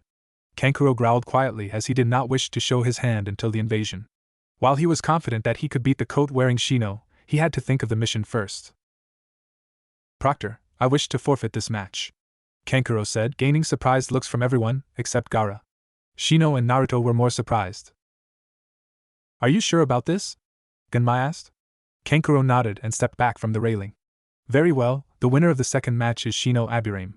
The announcement didn't help the crowd as they were itching to see a fight. Naruto looked at Shino. Tough break there, Shino. I'm sure you would have beaten him, Naruto said. You can't really say that, Naruto, as he was very skilled. However, don't you find it odd that he forfeited the match? Shino asked quietly. Yeah, he acted like a guy who would want to flaunt his skills, Naruto answered. With the Sand sibling, Temari was getting nervous. Damn it, we need to stall for more time. I understand what Kankuro did, but he really did it without thinking. I guess that I'll just have to make this match good, Temari thought. She suddenly whipped out her fan and used it like a glider. She landed on the field and closed her fan. She looked up at Shikamaru. Come on, let's fight. She seems eager, Naruto said. Shikamaru sighed in frustration. He didn't really want to fight this girl as she seemed just as troublesome as his mother and Ino. He decided that he didn't want to become chunin and was about to follow Kankuro's lead. As he was about to submit, he was suddenly grabbed from behind and tossed out of the competitor's box. He hit the ground with a thud. Naruto and Shino turned to see who had just thrown their friend down. Ino? What are you doing here? Why did you do that to Shikamaru? Naruto asked. Well, I came up here to congratulate you in person. As for Shikamaru, the lazy bum was about to forfeit, and I wasn't about to let that happen, Ino said. She then looked down at the unmoving form of Shikamaru. Go get her, Shikamaru. I know that you can do it. All she got was a glare. She turned her attention back to Naruto. That was an awesome match, Naruto. Thanks. I gave it my best, Naruto said. Who knows, you might just win this whole tournament, Ino said. You really think so? Well, we can't call you the dead last anymore. You did just beat last year's Rookie of the Year without too much trouble. Yeah, I think you can do it. Wow, thanks, Ino. I'll show you and everyone that I can, Naruto said. Easy, Naruto, don't get too excited. Anyway, I'll be cheering for you in the stands. Good luck, Ino said and left the competitor's box. Naruto couldn't stop smiling and was pumped to show Ino that she was right to believe in him. Unknown to either of them, Gaara watched the whole thing and he was not happy one bit. He remembered every word that Naruto said to him at the hospital, and as he watched him interact with that girl, he raged at how hypocritical he was. He had a friend while he had no one. Oh, he was going to make him pay. After he killed the Uchiha, Uzumaki was next. Shikamaru lay on the ground, refusing to get up. He couldn't believe that Ino had done that to him. That stupid girl was always a pain in the butt. He wanted to get revenge, but that would be too troublesome with her recent improvement. Still, he had to make her pay somehow. Hey! Are you going to lay there for this whole match? Temari shouted. Shikamaru said nothing and stared at the sky. That infuriated her, and she charged at the down Nara. Seeing her charge, Shikamaru sighed. It seems that he would be forced to fight another girl. He pulled out 2 kunai and a paper ball. Ino returned to see that Choji was sitting with Tenten.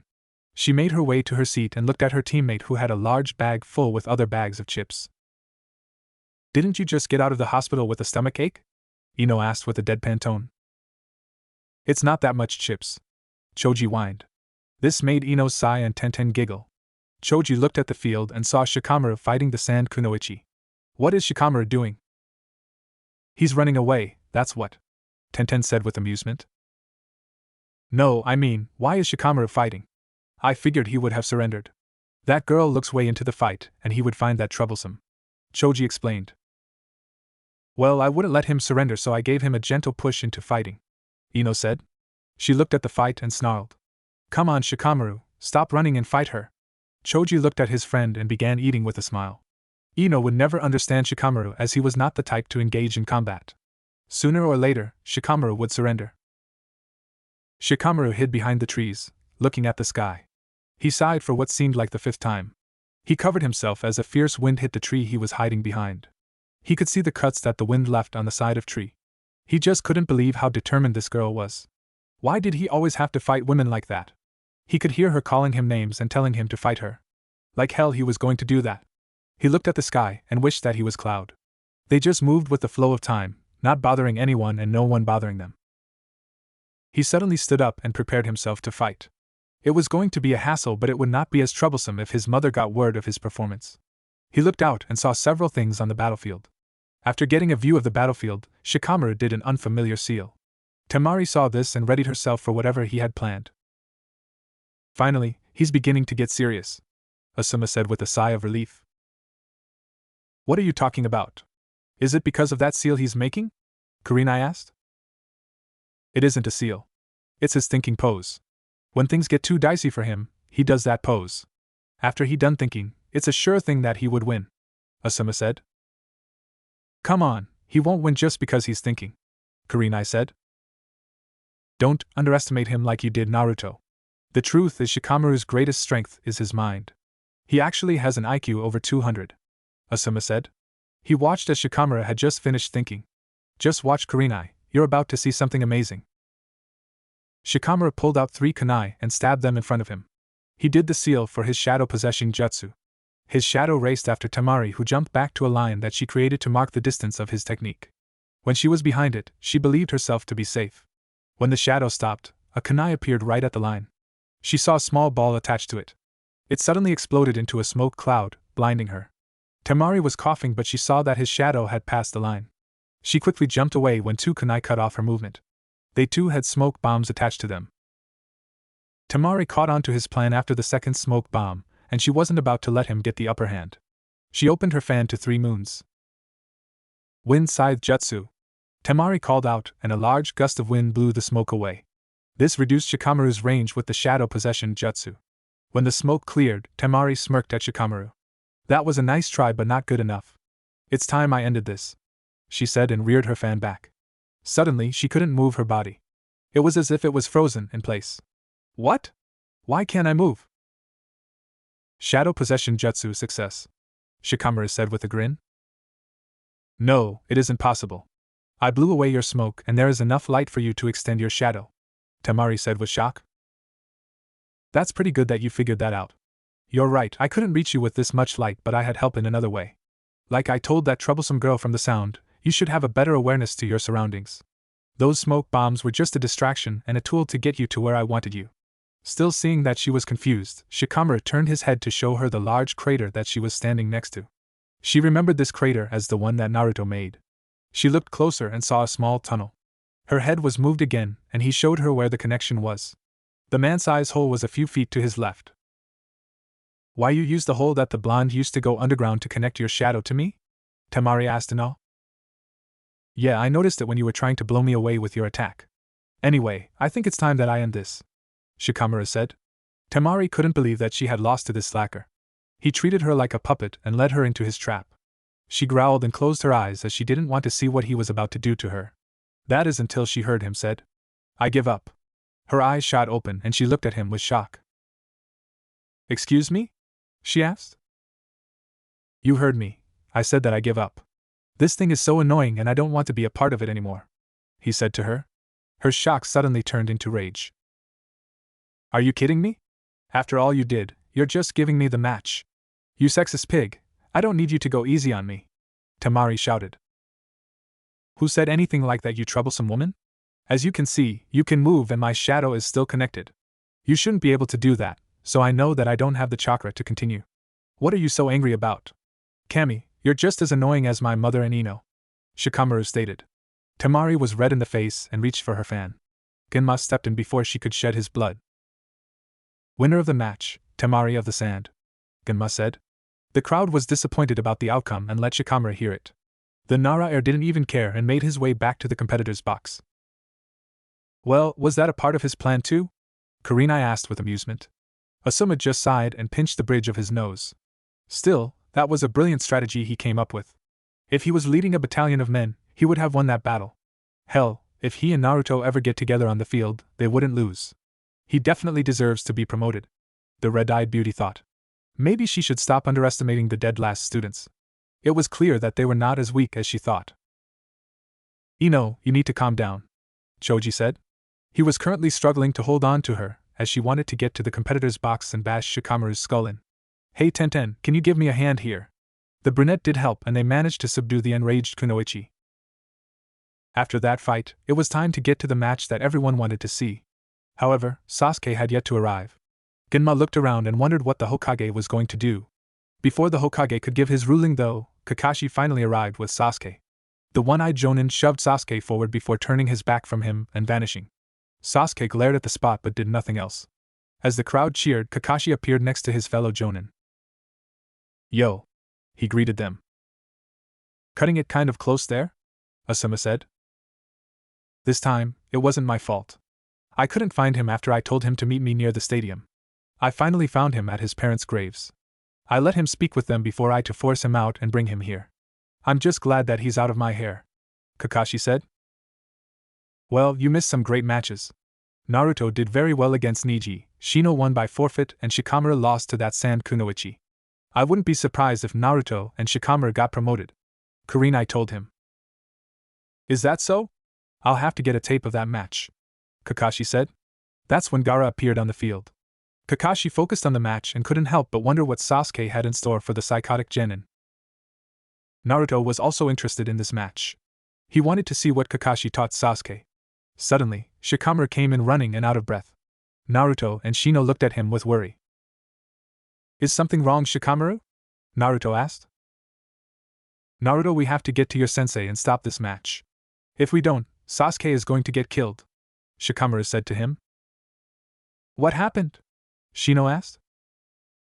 I just watched him kill 2 grass ninja and he was smiling. This guy isn't stable, Shikamaru said. We should listen to him, Naruto. My team watched as he killed a rain team without remorse. We must get you sensei to stop this match, Shino said.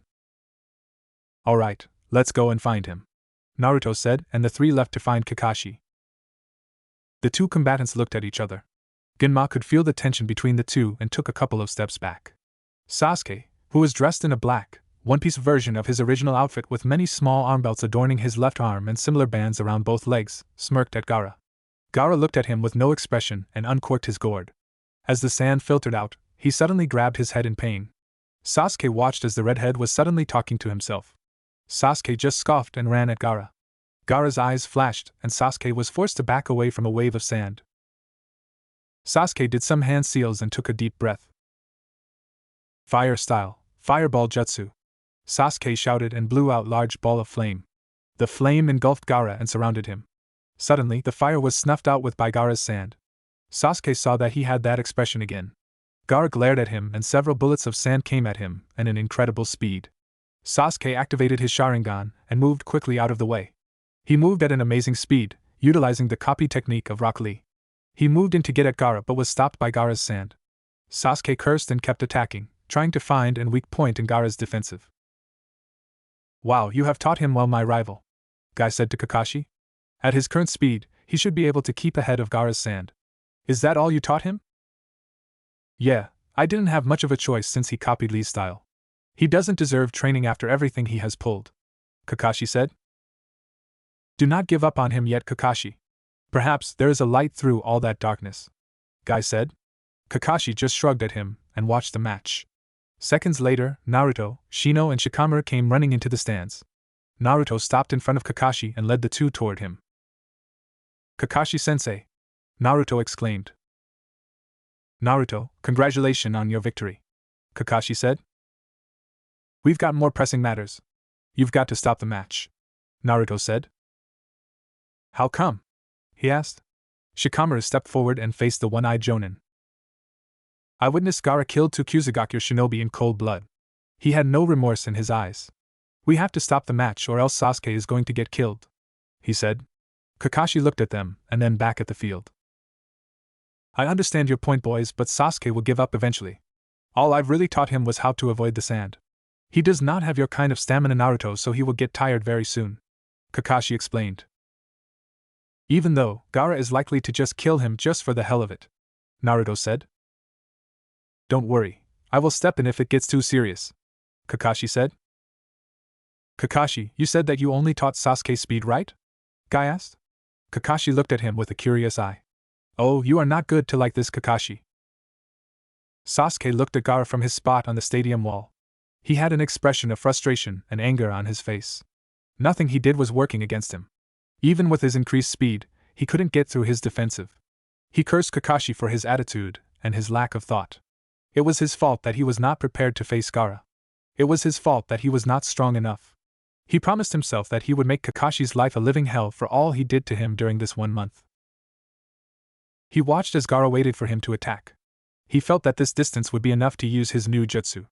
If there was one thing he would thank Kakashi for, it was this new attack. He knew that he had a strong tool in his quest for vengeance, and it was time to show it. He unbuckled the small arm belts that surrounded his left arm and readied himself. Monkey, dragon, rat, bird, ox, snake, dog, tiger, monkey, Sasuke mentally spoke as he did the hand seals